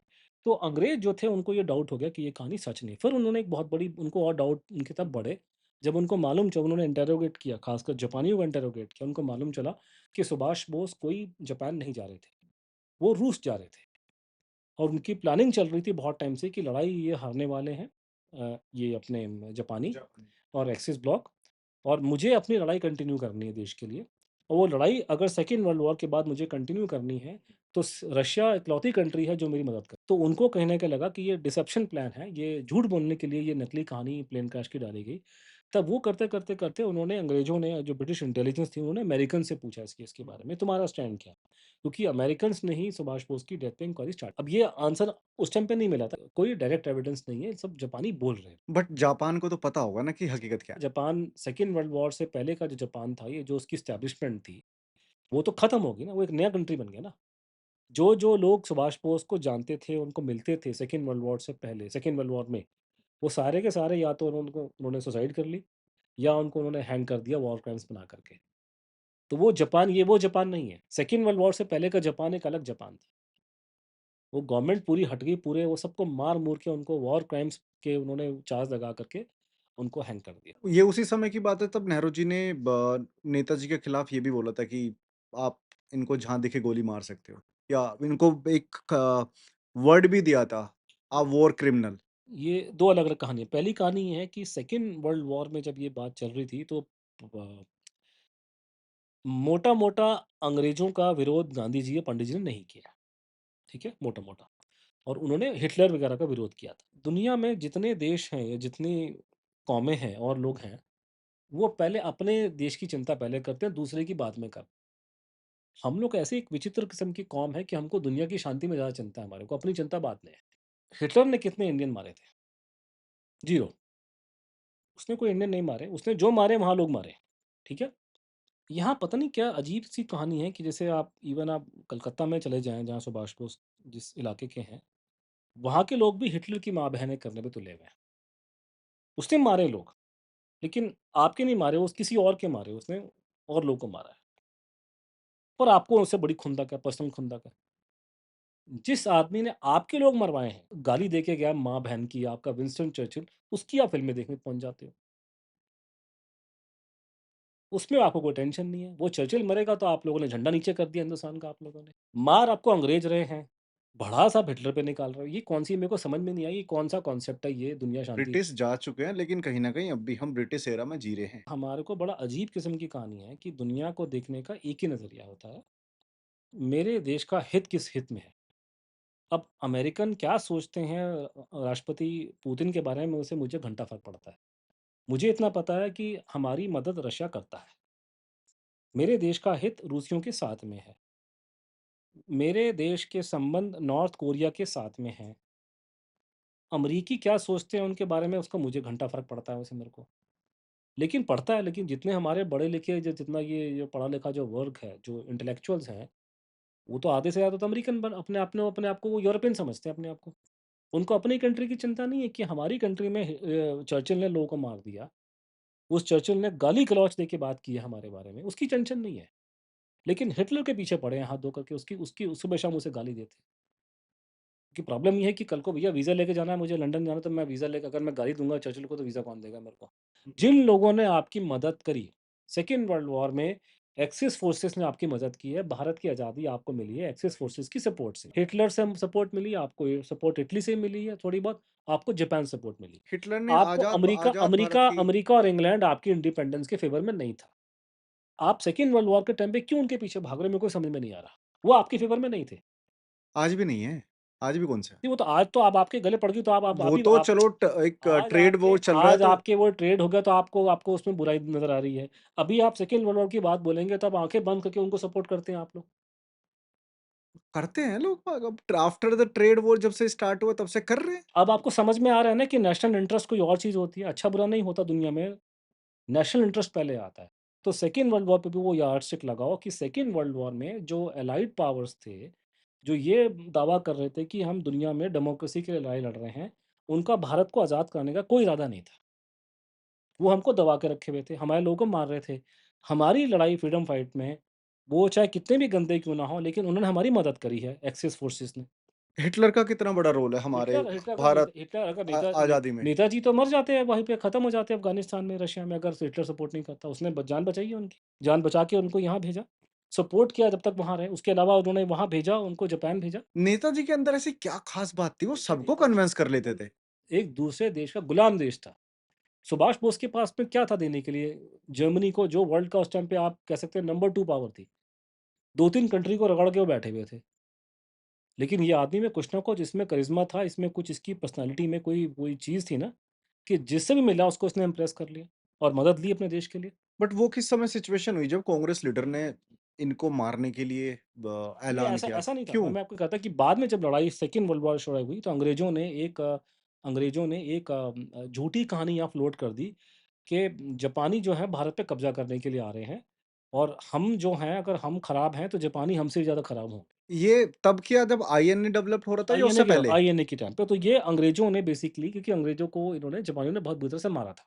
देखिए, जापानियों का भारत की फ्रीडम स्ट्रगल में बहुत बड़ा हाथ है। लोगों को, अगर आप सुभाष बोस को हटा भी दें, वो तो लास्ट बात है, वो ये है कि 1857 के बाद अंग्रेज़ों ने हमको इतनी बुरी तरह से मारा था, जब ये गदर हुआ था 1857 में, कि दिल्ली से लेकर के आपके मेरठ तक, आपके कहते हैं हर एक पेड़ के ऊपर लाशें लटकाती थी वो, मार-मार के। और इतनी बुरी मार मारी थी कि हिंदुस्तानियों में इतना हिम्मत नहीं थी कि अंग्रेज़ की आँख में आँख डाल के बात कर लें। आप में से जिसके घर में अगर पुराने ज़माने की फ़ोटोग्राफ्स हैं ना, अंग्रेज़ों के ज़माने की, ज़रा देखना। मेरे पास हैं, तो मैं देखता हूँ ना फ़ोटो में, पुराने ज़माने की, जो अंग्रेज़ों के मिलिट्री के अंदर, फ़ौज के अंदर हिंदुस्तानी बैठे हैं, ग्रुप फ़ोटो खिंचवा रहे हैं। तो अगर अंग्रेज़ बीच में अगर बैठ जाए, तो हिंदुस्तानियों की शक्ल देख के दिखाते कि वो नर्वस हो जाते थे। तो अंग्रेज़ से आप आँख से आँख मिलाने की आपकी हिम्मत नहीं है, उसकी पार्टी में आप घुसने से आप डरते हो। सिर्फ़ तभी जाओगे जब आप खुद बड़े कोई ज़मींदार हो, बहुत बड़े आदमी हो, आपके पास भी बहुत पैसा है, आप किसी रियासत के राजा हो, वो उनको आप छोड़ दीजिए। हिंदुस्तानी में अंग्रेज़ से बात करने की हिम्मत नहीं थी उस ज़माने में, इतने डरते थे कि वो आदमी अंग्रेज़ आपसे हर चीज़ में आगे है। आजकल तो इन्होंने झूठा दिखाना शुरू कर दिया कि अंग्रेज़ फिज़िकली आपसे कमज़ोर है। ये किस बेवकूफ़ ने आपको बोला है कि फिज़िकली वो पावरफुल नहीं थे वो? अरे भैया, इतनी छोटी जगह लंदन, पूरा इंग्लैंड जो है, हरियाणा हरियाणा जितना नहीं है, वहाँ से निकल के उन्होंने पूरी दुनिया पे कब्ज़ा कर लिया। वो आपको लगता है कमज़ोर लोग थे वो क्या? वो फिज़िकली आपसे पावरफुल थे, लंबे-चौड़े कद-काठी वाले थे, दिमाग उनके पास में था, डंडे मार के आपको उन्होंने सीधा किया। बैटल ऑफ प्लासी में आपके अंग्रेज़ों की साइड पे थे कोई 5,000 आदमी मारे, 1,50,000 आदमी थे, 1,50,000 को जू डंडे मार के उन्होंने सीधा कर दिया उन लोगों ने। ये थे अंग्रेज़। तो आप में लड़ाई लड़ने आप में भावना ये फैल गई थी 1857 के बाद में कि आप अंग्रेज को नहीं हरा सकते। हराना छोड़िए, आप उसकी आँख में आँख डालने में आपको डर लगता है। आप क्या लड़ोगे उससे? और ये होगा कि ये तो गोरा आदमी आपसे हर चीज़ में आगे ताकतवर है, आपसे लंबा-चौड़ा है, आपसे मार-पीट बहादुर है। ये जो झूठी कहानी दिखा रहे हैं टीम में, गलत दिखा रहे हो। बहुत बहादुर लोग थे वो। अपनी जान पे खेल रहे थे लड़ने के लिए हमारे से। तो उसमें फिर ये तो ये जो बात होगी कि गोरे आदमी को आप नहीं हरा सकते। उसका पहली बार जो हमें बूस्ट मिला साइकोलॉजिकल कि 1905 में रशिया जो इतनी बड़ा कंट्री है, रशिया की लड़ाई हुई जापान के साथ में और जापानियों ने हरा दिया रशिया को। और जापानी उस ज़माने में बहुत छोटे थे छोटे साइज़ छोटे थे, हाँ, अभी तो खैर लंबे होने शुरू हो गए। नहीं जापान तो आज भी मैं जापान गया नहीं कभी, लेकिन जापानी उस समय बहुत छोटे-छोटे हुआ करते थे। आजकल आजकल तो भारत के अंदर भी लोग बहुत लंबे हो गए, पर मुझे मालूम नहीं है कि लड़के-लड़के पहले बहुत छोटे होते थे हिंदुस्तान में। वो जनरेशनल जो गैप है ना मुझे 7 लगता है इयर्स के बाद, वो उस समय का डेटा होता है आई कुछ डू सा। नॉट नो, हो सकता है वो मैगी खा के मेरे ख्याल से उसमें कोई केमिकल खा के लंबे हो रहे हैं, लेकिन आजकल एवरेज हाँ। हाइट लंबी है, मैंने देखा है। हुँ, हुँ। पहले हाइट लंबी नहीं होती थी इतनी, तो पहले के ज़माने में लोग जो थे जापानी बहुत छोटे होते थे। उन छोटे जापानियों ने उनको हरा दिया। उसके बाद में 1942 में जापानियों से भिड़ंत हुई इनकी ब्रिटिश इंडियन आर्मी की और अंग्रेज़ों की, और ये जो साथ में जो अंग्रेज़ के साथ में जो हमारे हिंदुस्तानी जो थे उनके वफ़ादार, सिंगापुर पे। तो अंग्रेज़ों ने इनको जापानियों ने इनकी चमड़ी उधेड़ दी इन लोगों की। भागे मैदान छोड़ कर के वहाँ से बड़ी बुरी से ये लोग, और कोई 90,000 के आस-पास में प्रिज़नर ऑफ वॉर उन्होंने पकड़ लिए हिंदुस्तानी, और उससे उन्होंने आईएनए बनाई। तो ये जापान ने ये जब करके दिखाया तो हम लोगों को लगा भई अगर ये जापानी अंग्रेज़ों को हरा सकते हैं और जापानी अगर रशियन को हरा सकते हैं तो हम लोग क्यों, हम तो उनसे बड़े कद-काठी वाले हैं। तो जापान का एक बहुत बड़ा हिस्सा है हमारी हाथ है कि हमारे में एक राष्ट्र में जो हिम्मत जागी है कि जापान ने करके दिखाया कि हम भी मार तोड़ के भगा सकते हैं लोगों को। उसके बाद में फिर ये तो सुभाष बोस का एक पूरी फ़ौज खड़ी करना, वो जीते ना जीते वो अलग कहानी है। लेकिन वो इतना बड़ा दुस्साहस था कि वो अपने आप में ऐसी खबर थी कि अगर वो अंग्रेज़ों ने इसलिए पूरी खबर पे बैन लगा दिया था कि सेंसरशिप लगा दो, लोग को मालूम ना चले, सिर्फ़ नेगेटिव बातें उसके बारे में फैलाओ, कि अगर लोगों तक ये बात पहुँचती है, तो लोग इतने एनर्जाइज़ हो जाएँगे कि यार देखो वो आदमी पूरी फ़ौज लेके लड़ाई कर रहा है। हमने आज तक कभी अंग्रेज़ों से लोहा नहीं ले सके इस तरह लेवल का। तो वो है कि ये एक साइकोलॉजिकल इम्पैक्ट था और सुभाष बोस को मालूम था कि वो क्या लड़ रहा है, क्यों लड़ रहा है। तो उस कॉन्टेक्स्ट में अंग्रेज़ों ने ये कहानियाँ फ्लोट कर दी कि जापानी जो है बड़े खराब हैं और ये अगर राज करने के लिए आ रहे हैं और ये हमारे पे नया राज खड़ा कर देंगे। झूठी कहानी है, जापानियों का कभी इंटेंशन वो नहीं था उस टाइम पे, कम से कम जब सुभाष बोस उनके साथ में थे। तो वो झूठी कहानी प्रमोट जब उन्होंने अंग्रेज़ों ने की, तो उसी कहानी को गांधी ने प्रमोट किया और गांधी जी कहते हैं कि मैं शांति सेना बना कर के जापानियों से लड़ूँगा जाकर के। और उसी कॉन्टेक्स्ट में पंडित जी ने भी स्टेटमेंट दिया कि मैं अगर सुभाष बोस जापान की मदद से यहाँ पर आएँगे, तो मैं तलवार लेके उनको मिलूँगा बीच में। तो ये जो पहली आपने जो सवाल पूछा इसका कॉन्टेक्स्ट ये है। दूसरा जो कहानी आप जो बता रहे हैं कि ये एक दावा किया गया, एक आदमी था मेरठ के थे श्यामलाल जैन जी। श्यामलाल जैन का नाम पहली बार मुझे सुनने में आ रहा है 1967 के आसपास में कि गवर्नमेंट के रिकॉर्ड्स में 68 से ये बोलना शुरू कर दिया कि मैं इस केस के बारे में कुछ जानता हूँ। करते-करते 2-4 साल बाद जब इस देश में क इंक्वायरी कमीशन बैठा था खोस्ता कमीशन नेताजी की डेथ पे, तो इस श्यामलाल जैन ने आकर के गवाही दी। मैं आपको एक कॉन्टेक्स्ट दे रहा हूँ कि श्यामलाल जैन को इतना नहीं मालूम था, लेकिन उसने ये उसका रोल वहाँ पे था, उसने कहा। तो हुआ ये था कि ये सारे कांग्रेस के नेता और गांधी जी वगैरह वो सब सुभाष आईएनए के खिलाफ में थे। उसको मिसगाइडेड उन्होंने वर्ड यूज़ किया कि ये लोग मिसगाइडेड लोग हैं ये लोग। बट क्यों खिलाफ थे? देयर इज़ तो मैं सम बोल दिया ना कि पॉइंट। वो खिलाफ, एक तो ये कि अंग्रेज़ों के खिलाफ में वायलेंस नहीं होनी चाहिए और वो अंग्रेज़ों को सपोर्ट कर रहे थे इनडायरेक्टली। तो इन्होंने आईएनए वालों को मिसगाइडेड वर्ड यूज़ किया है, गांधी जी ने भी। या रीज़न ये है कि वो नहीं चाहते थे उस समय कि भारत आज़ाद हो? नहीं, वो अलग कहानी। सुभाष बोस को कांग्रेस से वैसे ही निकाल दिया था उन लोगों ने, तो वो उसको पसंद नहीं करते थे, पहली बात तो ये, उसको निकाल दिया कांग्रेस से। आईएनए वाली कहानी से वो खुश नहीं थे और अंग्रेज़ों के खिलाफ कोई वॉयलेंस नहीं हो, ये इस बात के बड़े सपोर्टर थे। तो उन्होंने इसको मिसगाइडेड वर्ड यूज़ किया। लेकिन हुआ क्या कि जैसे ही आईएनए, अब अंग्रेज़ों ने जोश में आके इनको रेड फोर्ट ट्रायल में स्टार्ट तो कर दिया, लेकिन जब वो ट्रायल खुला, तब तक तो उन्होंने पब्लिसिटी नहीं की थी आईएनए को लेकर के। लेकिन जैसे ही रेड फोर्ट ट्रायल खुला और पब्लिसिटी स्टार्ट हुई और देश के लोगों को मालूम चला कि सुभाष बोस ने ऐसे गवर्नमेंट खड़ी की है, वहाँ पे ऐसे लड़ाई लड़ी, तो लोगों में जोश आ गया। और वो जोश ऐसा चढ़ा कि जो 1857 के बाद ऐसा कभी देशों में माहौल नहीं बना था। तो उसमें ऐसी हरकतें हुई हैं, ऐसी-ऐसी इंसिडेंट्स हुई हैं कि आप सोच नहीं सकते कि रातों-रात दिल्ली में मतलब पोस्टर लगने शुरू हो गए। किसी की हिम्मत नहीं थी उस ज़माने में ऐसा बोलने की।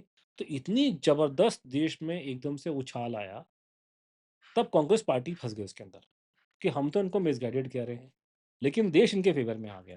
तो उसकी रिपोर्टें हैं डिक्लासिफाइड कि उन्होंने पलटा मारा।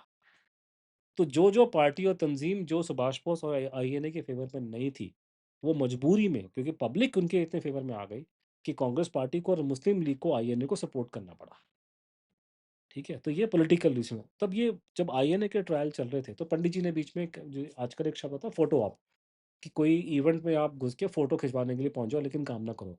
तो पंडित जी ने भी एक बार वकील का चोगा पहन के फ़ोटो खिंचवा ली साथ में जाकर, क्योंकि कभी अंदर नहीं गए वो, लेकिन एक फ़ोटो खिंचवा ली और बड़ी मशहूर है फ़ोटो कि पंडित जी भी आईएनए के फ़ेवर में थे। फ़ेवर में पॉलिटिकली अपने फ़ायदे के लिए थे, लेकिन वो अंदर-वंदर नहीं गए वो। तो उसी जब दौरान में जब ये पूरी बातें चल रही थी, तो श्यामलाल जैन ने ये बोला कि जब उस टाइम पे आसफ़ अली जो बहुत बड़े नेता थे कांग्रेस के बारे बाद में हमारे पहले एम्बेसडर बने अमेरिका में इंडिपेंडेंस के बाद में और ना आसफ़ अली जी के हस्बैंड। तो आसफ़ अली जी के साथ में मैं अटैच था और आसफ़ अली जो थे वो आईएनए ट्रायल में कुछ कर रहे थे। तो एक बार मुझे रात को बुलाया गया आसफ़ अली जी के घर में दरियागंज में या कोई उस इलाके में और पंडित जी भी वहाँ पर आए और वहाँ पे उन्होंने मुझे एक लेटर टाइप करवाया और ये लेटर भेजा ये श्यामलाल जैन बोल रहा है। ये लेटर उन्होंने भेजा इंग्लैंड के प्रधानमंत्री क्लेमेंट एटली को और ये बोला कि तुम्हारा जो वॉर क्रिमिनल है सुभाष चंद्र बोस, वो रूस में चला गया है और रूस ने उसको शेल्टर दे दिया है। इसको कुछ करो आप इसके बारे में आप लोग। तो ये श्यामलाल जैन का एलिगेशन था। तो आज के दिन में लोग मुझसे पूछते हैं कि ये कहानी क्या थी?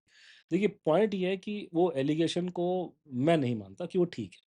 उसमें इश्यूज़ आ रहे हैं कि उसमें कि कोई भी एलिगेशन लगा देगा वो फैक्ट नहीं होगा। उसका डॉक्यूमेंट कोई अवेलेबल नहीं है, कुछ नहीं है, ठीक है? तो मेरा मानना है कि श्यामला जैन की ये स्टेटमेंट जो है वो ठीक नहीं है। लेकिन मेरे पास एक इससे मिलती-जुलती कहानी है जो मैं क्रेडिबल मानता हूँ। बताइए तो प्लीज़? श्यामलाल जैन की कहानी मैं क्रेडिबल नहीं मानता क्योंकि उसका एविडेंस नहीं मिल रहा, उसमें और भी लोचे आ रहे हैं उसके अंदर। लेकिन एक और व्यक्ति था जिसका नाम था धर्मेंद्र गौड़। धर्मेंद्र गौड़ आईबी में काम करते थे अंग्रेज़ों के ज़माने में। बाद में इंडिया में भी इंडिपेंडेंस में आईबी में रहे वो लोग। तो धर्मेंद्र गौड़ ने 85 में अपना मुँह खोला। उसने 85 में बोला और अपनी किताब में लिखा और अभी भी उनकी किताबें मिलती हैं, वहाँ वो लिखते हैं उसके अंदर। उन्होंने बोला कि इंडिपेंडेंस के बाद में मैं आईबी में था, मैं वीआईपी सिक्योरिटी वगैरह में था मैं।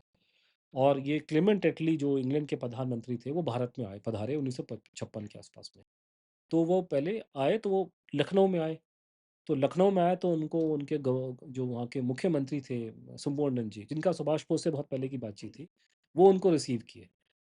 तो उन्होंने कहा कि मेरे सामने मेरी प्रेज़ेंस में उस टाइम पे अफ़वाहें उड़ी सुभाष बोस के जीवित होने की और और जीवित होने की और ये भी थी कि सुभाष बोस लखनऊ के आस-पास कहीं पे हैं।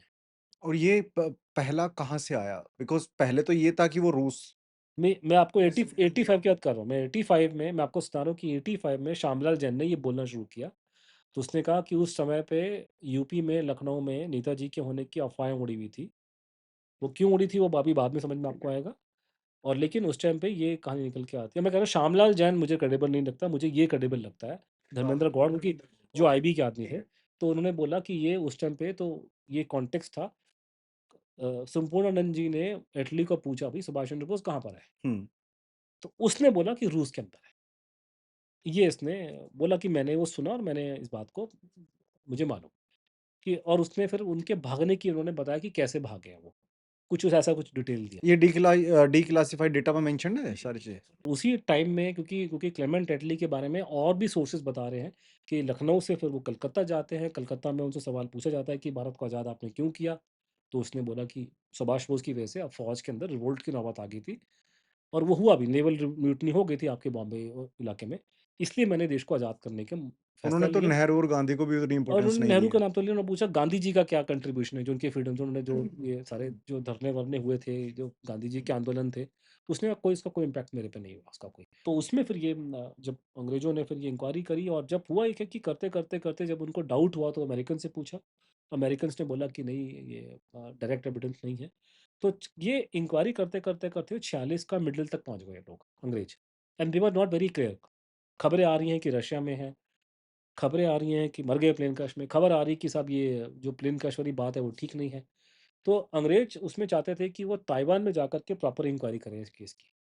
और जाके वहाँ पे रिकॉर्ड जो आपने खुद इंडिकेट किया कि वो क्रिमेशन के सर्टिफ़िकेट वगैरह, डेथ रिकॉर्ड, डॉक्टर के सर्टिफ़िकेट सब वो निकाले। क्योंकि वही तरीका है कन्फर्म करने का। अगर मैंने कहा है कि सुभाष बोस की हॉस्पिटल में ले गए, डॉक्टर कहता है, "हाँ जी, लेकर आए थे हॉस्पिटल में।" डॉक्टर सर्टिफ़िकेट्स डॉक्टर दिखाओ, कहता है कि हाँ। मैंने सर्टिफ़िकेट दिया, तो निकाल सर्टिफ़िकेट, दिखा मुझे कौन-सा सर्टिफ़िकेट है। तो अंग्रेज़ों ने भी इस लाइन पे सोचना शुरू कर दिया था। लेकिन अनफॉर्चुनेटली 46 तक आते-आते पूरा सिस्टम ऐसा हो गया कि अंग्रेज़ों का यहाँ से जाने का प्लान बन गया कि इंडिया छोड़ दें। तो ये अंग्रेज़ वहाँ पे इंक्वायरी ताइवान में या तो नहीं करा सके, या फिर है कि उन्होंने करवाई है लेकिन उसके रिकॉर्ड हमारे पास में नहीं है, क्योंकि मैं तो डीक्लासिफाइड फाइल की बात कर सकता हूँ। तो वो कहानी उनको, क्योंकि उनको सन 46 के मिडल में आते-आते उन्होंने यहाँ पे they were planning to go back to India को छोड़ने को राज़ी कर रहे थे। तो ये कहानी वहाँ बंद हो जाती है। जब भारत आज़ाद होता है, तो जैसे ही आज़ाद, कभी ज़्यादातर लोग ये नहीं समझते इन बातों को कि हम लोग ये समझते हैं कि सन 47 को ही एक एक सडनली हमारा इंडिया आज़ाद हो गया। तो हुआ ये था कि वो ट्रांसफ़र ऑफ पावर हुआ है, तो और वो उसमें इंटरिम गवर्नमेंट पहले बन गई थी। तो पंडित जी और सरदार पटेल देश को ऑलरेडी चला रहे थे सन 46 से ही। तो 46 में गवर्नमेंट जो थी वो पंडित जी चला रहे थे, सरदार पटेल उसके गृह मंत्री थे। तो उस टाइम पे असेंबली जो बाद में हमारी पार्लियामेंट बना है, तरीका वही था, वही अंग्रेज़ों का बनाया हुआ कानून है, उन्हीं का ही 1935 का एक्ट है जिससे हमारा कॉन्स्टिट्यूशन बना है। तो अंग्रेज़ों के ज़माने में ही उन्होंने सवाल जैसे आजकल पूछते हैं पार्लियामेंट में, उसी ज़माने में भी असेंबली में सवाल पूछे जाते थे, और जवाब देने का तरीका सेम होता था कि गवर्नमेंट की रिकॉर्ड चेक करके आपको आंसर दिया जाएगा। तो लोगों ने सवाल सुभाष बोस के बारे में रेज़ करना शुरू कर दिया कि नेताजी का डेथ का क्या कहानी है, ये है, वो है करके। तो उसमें उन्होंने ब इनिशियली पहले अंग्रेज़ गृह मंत्री ने बोला कि हमें कन्फर्म नहीं है। उन्होंने इस तरह के आंसर दिए। सरदार पटेल ने भी आंसर आंसर दिया कि हमें कन्फर्म नहीं है। फिर सडनली 1946 के अक्टूबर में पंडित जी का स्टेटमेंट आया कि नहीं, वो हबीबुर रहमान ने बात हो गई है, हबीबुर रहमान ने कहा मर गए प्लेन क्रैश में। तो अब ये कन्फर्म हो गया, अब ये छोड़ो इस चीज़ को। तो सन 46 में जहाँ पंडित जी ने बोला इस बात को कि सुभाष बोस प्लेन क्रैश में मर चुके हैं, उस दिन के बाद से ये भारत सरकार का ऑफ़िशियल स्टैंड बन गया कि ये है कि प्रेम प्रकाश मर गए हैं, पंडित जी ने बोल दिया। उसके बाद में जब भी कोई डिमांड उछलती थी कि नेताजी की डेथ की इंक्वायरी करवाओ, तो गवर्नमेंट बोलती थी कि इसमें इंक्वायरी की कोई ज़रूरत नहीं है। हमने जो पता लगाना था लगा लिया है और ये मर चुके हैं प्लेन क्रैश में, इसमें कुछ है नहीं। लेकिन लोग छोड़े ना। अब ये केस ऐसा था कि हर रीज़न क्या था? क्यों नहीं छोड़ रहे? लोग नहीं मान रहे थे। अब उनके अलग-अलग रीज़न थे, उनका विश्वास था या उनको डाउट था। एक रीज़न ये भी था कि जैसे सरकार इसलिए मान जैसे रही जैसे एक कारण ये भी था, जैसे हबीबुर रहमान था, वो बाद में तो पाकिस्तान चला गया, लेकिन जैसे फॉर एग्ज़ाम्पल पब्लिकली उसने बोला कि मर गए प्लेन क्रैश में। लेकिन प्राइवेटली उसने कई लोगों को ये बताया, हिंट दिया, डायरेक्टली इनडायरेक्टली, कि मैं जो भी कर रहा हूँ नेताजी की जान बचाने के लिए ये कहानी दे रहा हूँ। तो जी। जैसे ये भी कारण था कि लोगों को मालूम था। जैसे हुँ। कि जैसे हबीबुर रहमान को 14-15 दिन तक कलकत्ता में सुभाष बोस के बड़े भाई ने एग्ज़ामिन किया। नेताजी के बड़े भाई जो थे शरद चंद्र बोस, वो जाने-माने वकील थे उस ज़माने के। नेताजी के फ़ादर भी वकील थे बहुत बड़े। तो सुभाष बोस के जो बड़े भाई थे शरद बोस, वो बहुत बड़े वकील थे। उन्होंने हबीबुर रहमान को 14-15 दिन तक रोज़ सवाल पूछे, और बाद में उनका भी ये मन उन्होंने ये स्टेटमेंट पब्लिक में दिया बाद में कुछ साल बाद, कि वो अपने बॉस को बचाने के लिए उसने ये कहानी, झूठी कहानी दी है। तो ऐसे लोगों को कहीं न कहीं से इंडिकेशन था कि नेताजी नहीं मरे हैं, रूस में हैं। जैसे कि इवन गांधी जी को मालूम था, इंडिकेशन हुआ है कि वो रूस के अंदर हैं। तो ऐसी बातें हैं, गांधी ने पब्लिकली बोला नहीं मरे प्लेन क्रैश है, बाद में स्टैंड चेंज कर दिया, लेकिन बाद में इनडायरेक्टली और भी डॉक्यूमेंट निकल रहे हैं कि उनको मालूम था कि रूस के अंदर है। तो लोग सवाल पूछते थे फिर, बार-बार, लोग नहीं छोड़े, एक के बाद एक के बाद एक के बाद एक। तो भारत सरकार का जो रवैया जो था, जो बन गया उस टाइम पे कि ये इनका क्लोज़ माइंड था कि हम इंक्वायरी नहीं करवाएँगे और इसमें कोई इंक्वायरी की ज़रूरत नहीं है, पंडित जी ने बोल दिया 46 में, उसके बाद में कहानी खत्म। तो बाद में 1955-56 में मतलब अगर आप सरकार के रिकॉर्ड पढ़ें आज के जो डिक्लासिफ़ाई हुए हैं, तो उसमें तो सरकार की कहानी लिखी है ना, उसमें कोई वो तो गीता तो है नहीं वो कि सच नहीं लिखा हुआ, उसमें लिखा है जो गवर्नमेंट बोलती है। नहीं, ऐसा भी तो हो सकता है ना, सरकार चाहते ही ना हो कि ये बंदा ज़िंदा वापस आए। वो अलग कहानी है। मैं ये कह रहा हूँ कि सरकारी जो कहते हैं ना डिक्लासिफ़ाइड फाइल्स हुई हैं, गवर्नमेंट की फाइलें वो हैं जो कांग्रेस के टाइम पे बनाई गई हैं। उसमें गवर्नमेंट का और पार्टी का व्यू लिखा हुआ है। तो वो कोई फैक्चुअल डेटा नहीं है, फैक्चुअल डेटा नहीं है, बना-बनाया है ना? उनके हिसाब से, हुँ। जो उनकी इंटरप्रिटेशन है। मतलब मैंने तो बोला कि हाँ, लेकिन मैं ये नहीं कह रहा कि फाइल में जो-जो लिखा हो सच है। सारे के सारे तुम्हारे पार्टी के आदमी बैठे हैं, उनसे तो मैं क्या उम्मीद करूँगा। लेकिन हाँ, मैं उनको पढ़ के मैं उनकी गलतियाँ निकाल सकता हूँ। तो गवर्नमेंट की फाइलें अगर आप उठाएँगे, इवन आज के ज़माने की, तो इनका एक लिखने का ढर्रा ये होता है कि भारत की आज़ादी के बाद जब लोगों ने बार-बार सवाल उठाए, सॉरी, तो सरकार ने एक 1956 में शाहनवाज़ कमेटी बना दी। श्री शाहनवाज़ खान जो थे वो नेताजी के बड़े ख़ास थे, आईएनए के जनरल थे। उसी तरीके से जस जीडी खोसला की जिसकी बात बार-बार कर रहे हैं कि वो जज तो थे, इसमें कोई डिस्प्यूट नहीं है। जज भी बड़े अच्छे थे, अंग्रेज़ी बड़ी अच्छी बोलते थे, वो सब ठीक है। लेकिन ये रियलिटी ये भी है कि वो इंदिरा गांधी के बायोग्राफर थे और पंडित जी के दोस्त थे। आज के ज़माने में कोई गुजरात को लेके कोई कमीशन बैठ जाए और उसकी खबर आपको निकल के आए कि जो कमीशन का जो जज है वो अमित शाह की जीवनी लिख रहा है साथ में, उसकी रिपोर्ट को मानेंगे कांग्रेसी क्या? ट्विटर में बवाल मचेगा ना सुबह उठ कर के एक्स में कि आप जज कैसे रिपोर्ट गृह मंत्री की जीवनी कैसे लिख रहा है इंक्वायरी करते-करते। ये आपका जीडी खोसला है। तो जो लोग जिनका सीधा संबंध कांग्रेस पार्टी के साथ में, वो कहाँ से इंक्वायरी करेंगे सुभाष बोस के बारे में? इंक्वायरी इसलिए बैठा था कि 1956 में नेताजी के सपोर्टर्स ने एक मीटिंग करी जिसमें शाहनवाज़ खान को भी उन्होंने बुलाया और उन्होंने धमकी इश्यू करी कि अगर तुम इंक्वायरी नहीं करवाते हो, तो हम एक इंडिपेंडेंट इंक्वायरी करवाएँगे। और इंडिपेंडेंट इंक्वायरी का जो प्रमुख है वो जस्टिस राधा विनोद पाल होंगे। राधा विनोद पाल एक बहुत बड़ा जाना-माना जज था, उनके पोते यहीं आपके आस-पास रहते हैं। और राधा विनोद पाल की जापान में बहुत लोग रिस्पेक्ट करते थे, अभी भी करते हैं। मतलब जापानी किसी हिंदुस्तानी की अगर रिस्पेक्ट करते हैं, अभी भी, बहुत ज़्यादा, वो राधा विनोद पाल हैं, जस्टिस राधा विनोद। तो उसका राधा विनोद पाल को हम बनाएँगे और राधा विनोद पाल ने स्टेटमेंट दे चुका था प्राइवेट में और पब्लिकली कि मेरे को टोक्यो वॉर क्राइम्स ट्रायल में अमेरिकन सोर्सेज़ ने, अमेरिकन जजेस ने बोला है कि सुभाष बोस नहीं मरा है। तो ऐसे आदमी अगर इंक्वायरी करेगा तो कलेश हो जाएगा। तो जैसे ये खबर निकली, फटाफट रातों-रात गवर्नमेंट ने कहा कि हम एक कमेटी बनाएँगे और शाहनवाज़ खान को बोलिए तू इसका बन जा चेयरमैन। तो शाहनवाज़ खान जो कहते हैं ना कि जो 1955-56 में वो उस मीटिंग में गया था कलकत्ता में, जो आईएनए के वेटरन्स ने बुलाई थी, नेताजी के सपोर्टर्स ने बुलाई थी, वो शाहनवाज़ खान खत्म हो जाता है, एक नया शाहनवाज़ खान पैदा हो जाता है, जो बिल्कुल गवर्नमेंट के साथ में। तो वो उसने एक कमेटी बनाई, उसने रिपोर्ट दी और वो रिपोर्ट को दबा के क्रिटिसाइज़ किया गया। लोगों ने बोला कि परफॉर्मेंस वर्ड यूज़ किया, कमांड परफॉर्मेंस है। ये सरकार के कहने पे काम कर रहा है, सरकार जो चाहती है इसने वो लिख दिया। नेताजी के परिवार के लोगों ने उसको गद्दार बोला पब्लिकली, कई लोगों ने उसको उल्टा-सीधा बोला कि तूने ये सरकार के कहने पे किया है। तो वो रफ़ा-दफ़ा हो गया करके। उसके बाद में ये जीडी खोसला कमीशन की रिपोर्ट पे भी ये एलिगेशन लगे कि ये सरकार के कहने पे किया गया है और जीडी खोसला ने एक बहुत बड़ी गलती की, सब उसने अपनी अपनी रिपोर्ट में सुभाष बोस के बारे में बहुत उल्टा-सीधा लिखा है कि ये जापानियों का वो पिट्ठू था, ये था फलाना-ढिमकाना। इस बात पे लेकर के नेताजी के परिवार के लोग बहुत नाराज़ हुए, उसके खिलाफ में कोर्ट केस कर दिया कि वो शाहनवाज़ तो इसलिए जीडी खोसला की रिपोर्ट पे भी क्वेश्चन मार्क लग गया। और उसमें प्रॉब्लम है, ये है, फलाना-ढमकाना करके। उसके बाद में फिर ये 74-75 की बात है, फिर ये केस खत्म हो गया। इमरजेंसी के टाइम पे उन्होंने कमीशन की रिपोर्ट को एक्सेप्ट कर लिया, अपोज़िशन था नहीं करके।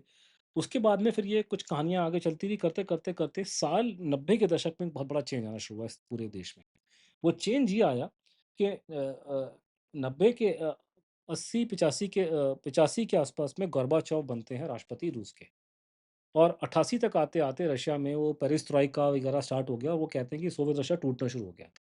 और 91 तक आते-आते आपको पता है कि सोवियत रशिया कंट्री टूट गई और एक रया नया कंट्री रशियन फेडरेशन आज बन गया, ठीक है? तो वो जो दौर था खासकर 1988 के बाद का, वो दौर में रशिया में क्योंकि पहले तो डेमोक्रेसी थी नहीं, लोगों ने खुल करके बोलना शुरू कर दिया और वो बातें बोलनी शुरू करी, जो पहले बोलना अलाउ नहीं था किसी के लिए। तो कई गड़े मुर्दे उखाड़े गए और कई ऐसी बातों का ज़िक्र हुआ रशिया में पहली बार जो पहले कभी हुआ नहीं, क्योंकि पहले तो डेमोक्रेसी थी नहीं, पहले तो कम्युनिस्ट कंट्री था करके। लेकिन जब वो रशिया टूटना शुरू हुआ, तो लोगों ने बोलना शुरू कर दिया। इंटेलिजेंस के लोगों ने बोलना शुरू कर दिया, मिलिट्री के लोगों ने बोलना शुरू कर दिया। तो उसी दौर में वहाँ से लबो-लबाब निकल के ये आता है वहाँ पे खबर का, कि जैसे भारत में लोग बोला करते थे उस ज़माने में भी या पहले, कि नेताजी नहीं मरे प्लेन क्रैश में, वो तो रूस में थे, किसी प्रिज़न कैंप में थे, साइबेरिया में किसी कैंप में हैं। तो 80s के दशक के आखिर में आकर के और 90s के शुरू में इस तरह की बातें निकल के आई कि रशिया में वालों को भी सेम बीमारी हो गई है। रशिया में भी लोग यही बातें करते हैं कि वो ये आदमी हमारे पास में था और यहाँ पे रिकॉर्ड्स हैं, ये है, लेकिन भारत सरकार इसमें इंटरेस्टेड नहीं है। तो एक तो ये खबरें करते-करते भारत में 90 के दशक के शुरुआत में 92-93 के बाद से मीडिया में छपनी शुरू हो गई कि रशिया में रिकॉर्ड्स हैं। कुछ एक्सपर्ट्स यहाँ से गए थे इंडिया से, उन्होंने ये बातें बोलनी शुरू कर दी कि हम रशिया में गए, मॉस्को में गए। 2 प्रॉब्लम खड़ी होगी भारत सरकार की। एक तो कि नरसिम्हा राव की गवर्नमेंट है, नरसिम्हा राव इतना ज़्यादा भी हॉस्टाइल नहीं था इस केस को लेकर के। तो एक तो ये खबरें छप रही हैं इंडियन एक्सप्रेस में, टाइम्स ऑफ इंडिया में, हिंदुस्तान टाइम्स में उस टाइम तो ये टीवी चैनल नहीं थे। दूसरा प्रॉब्लम ये हो गया कि 1997 जो था, वो बहुत इम्पोर्टेंट साल था देश का। 1997 भारत की आज़ादी के 50 साल पूरे होने वाले थे और 1997 सुभाष चंद्र बोस का जन्म वो शताब्दी भी थी। तो उसको लेकर के साल 1992-93 से ये तैयारियां शुरू हो गई थी कि 97 में हम लोग क्या करेंगे, क्या तैयारियां करेंगे, क्योंकि इतनी बड़ा इतना बड़ा दिन 50 आई मीन 50 साल आज़ादी आने के। वाले हाले 2 साल बाद में कि आप क्या प्लानिंग चल रही है। तो सरकार को बहुत से स्टेप लेने पड़े और तो नेताजी वाज न्यूज़। अब उसमें करते करते करते नेताजी जब न्यूज़ में आ गए तो फिर उन्होंने कलकत्ता के जैसे एक डमडम एयरपोर्ट का नाम नेताजी एयरपोर्ट के नाम पे रखा। पार्लियामेंट हाउस के अंदर उनकी मूर्ति सुभाष बोस की लगाई गई। तो ये खबरें सारी बढ़नी शुरू हो गई, तो डेथ भी शुरू लोगों ने बोलना शुरू कर दिया। तब उसी दौर में 97 के आसपास एक जो लोग ये मानते थे कि नेताजी की डेथ प्लेन क्रैश में हो गई है और उनकी अस्थियाँ जापान में पड़ी हैं, उन्होंने भी बोलना शुरू कर दिया। उसने कहा जी इतने साल हो गए, आप लोग कहते हो नहीं प्लेन क्रैश में नहीं मरे, रशिया में थे, फलाना-ढिमकाना, कुछ निकला नहीं है उससे। इतना टाइम हो गया, अब तो जीवित भी नहीं होंगे, 100 साल हो गए, अब कहाँ होंगे ज़िंदा वो। अब समय आ गया कि नेताजी की अस्थियाँ वहाँ से जापान से ला करके सम्मानपूर्वक भारत में लाई जाए। तो ये जब उन्होंने लोगों ने ऐसी बातें बोली तो एक कोई प्रेस कॉन्फ्रेंस में थी उस ज़माने के रक्षा मंत्री मुलायम सिंह यादव जी। तो मुलायम सिंह जी ने शायद बोल दिया मुँह से कि मैं वो अस्थियाँ वहाँ से लेकर आऊँगा। तो जब ये बात बोली, तो एक बंधु ने जाकर के कलकत्ता हाई कोर्ट में पीआईएल लगा दी और पीआईएल में उसने ये बोला कि पहले साबित तो करो अस्सी सुभाष चंद्र बोस की है, ऐसे अस्सी किसके लेकर के आ जाओगे तुम? तो उसने ये ऐसे केस वहाँ लगा के डाल दिया। अब कलकत्ता हाई कोर्ट में उस ज़माने में चीफ जस्टिस थे प्रभाशंकर मिश्रा जी। तो प्रभाशंकर मिश्रा जी को केस में कुछ इंटरेस्ट पैदा हुआ। अब देखिए, जो आपके जो टीवी के डिबेट्स हैं, मैं पॉडकास्ट के बारे में तो नहीं बोलूँगी, पॉडकास्ट में ना लंबा बोलना होता है, तो आप इतना झूठ आराम से नहीं बोल सकते। लेकिन टीवी के अंदर क्या होता है, टीवी की डिबेट होती है आधे घंटे की, उसमें 4 आदमी लड़ने के लिए आते हैं और उनका एम भी होता है कि चीज़ों को कन्फ्यूज़ करो। टीवी के चैनल में जुमले दे सकते हो ना, वो जुमले कोर्ट में नहीं चलेंगे। वहाँ आपको समझ तमीज़ से बोलना पड़ता है, खासकर तब जबकि जज जो है वो आपके उसको केस में इंटरेस्ट हो। तो देवी गौड़ा जी गवर्नमेंट शायद वो झूठ नहीं बोल पाई, तो उनके वकील ने एडमिट कर लिया कि प्लेन क्रैश की थ्योरी की बात की जाती है, लेकिन उसमें बहुत से कॉन्ट्रडिक्शंस आ रहे हैं और उसमें एविडेंस मैच नहीं कर रहा। तो उसने कहा आप खुद एडमिट कर रहे हो कि प्रॉब्लम है, इसका मतलब पिछली कमीशन कमेटी से कुछ निकला नहीं है, नई कमीशन बनाई है।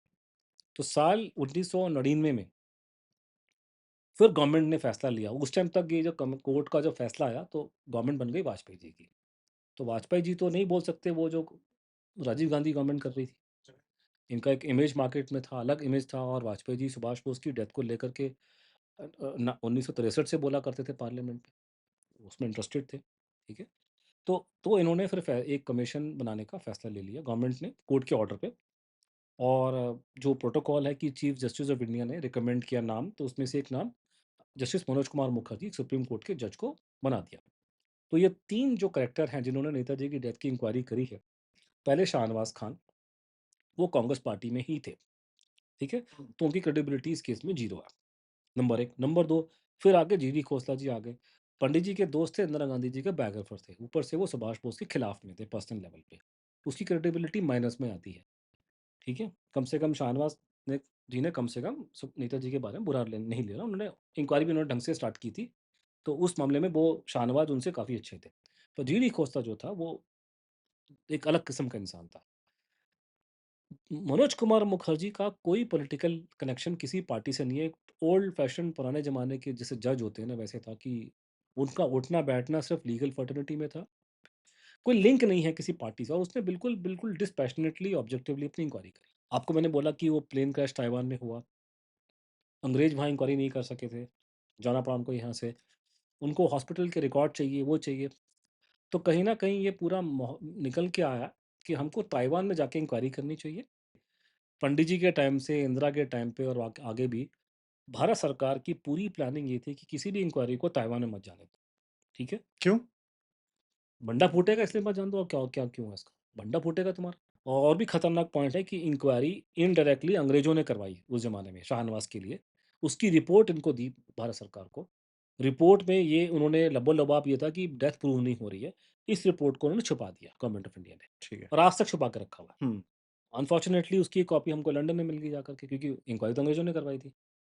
तो यहाँ प्रॉब्लम आ रहा है कि ताइवान के बारे में भारत सरकार का रवैया बहुत नेगेटिव रहा कि वहाँ इंक्वायरी मत होने दो और किसी भी हालत में रिकॉर्ड मत चेक होने दो, क्योंकि गवर्नमेंट ऑफ इंडिया को ये बात मालूम चल गई थी, इतने बेवकूफ़ वो नहीं है कि वहाँ पे जो रिकॉर्ड थे उससे ये प्रूव हो रहा था कि सुभाष बोस कि की इनकी डेथ नहीं डेथ हुई। नहीं हुई है। हाँ, तो रिकॉर्ड से क्लियर उनको हो गया था। अगर आप उसको स्ट्रेच भी करेंगे तो 51 में उनको मालूम, मेरे पास हाईएस्ट लेवल के नोट्स हमने किताब में लगाए हैं कि पंडित जी तक को इन्फॉर्म किया कि डेथ के रिकॉर्ड मैच नहीं कर रहे। तो गवर्नमेंट को मालूम है हाईएस्ट लेवल पे, लेकिन ये चुप रहे, सीक्रेट रखा चीज़ों को। तो आप फाइलें खुल रही हैं तो दिखाई दे रहा है। तो मुखर्जी ने भी बहुत कोशिश की ताइवान में जाने की, ताइवान में उनको नहीं जाने दिया इन्होंने, गवर्नमेंट ऑफ इंडिया ने। तो मैंने फिर वो केस थोड़ा-सा, मेरा उसमें योगदान है कि मैं उस समय एक्टिव हो गया था, मैं एक पत्रकार था हिंदुस्तान टाइम्स में, और मैं इंक्वायरी कर रहा था अपनी। और मैंने उसमें काम किया कि मैंने फिर ताइवान का एक ट्रेड मिशन यहाँ वसंत विहार में है, तो मैंने किसी कॉन्टैक्ट से उनसे बातचीत करी। तो वो समय बाद उन्होंने मुझे एडवाइस दिया कि आप हमारी गवर्नमेंट को डायरेक्टली चिट्ठी लिखो, ईमेल करो, जैसे लिखना। और मैंने उनकी गवर्नमेंट को अप्रोच किया, उनके राष्ट्रपति को। चेन चू बियान उनका नाम था। तो राष्ट्रपति बियान जो थे, उनके ऑफ़िस ने वो ऑफ़िस मेरा लेटर ट्रांसफ़र कर दिया, ईमेल, जो कंसर्न मिनिस्ट्री थी, ट्रांसपोर्ट और कम्युनिकेशन की। तो वहाँ के जो ट्रांसपोर्ट और कम्युनिकेशन मिनिस्टर ने मुझे ईमेल लिखा। उसने कहा, जी मैंने वो चेक कर ली, यहाँ पे पूरे महीने में कोई प्लेन क्रैश नहीं हुआ।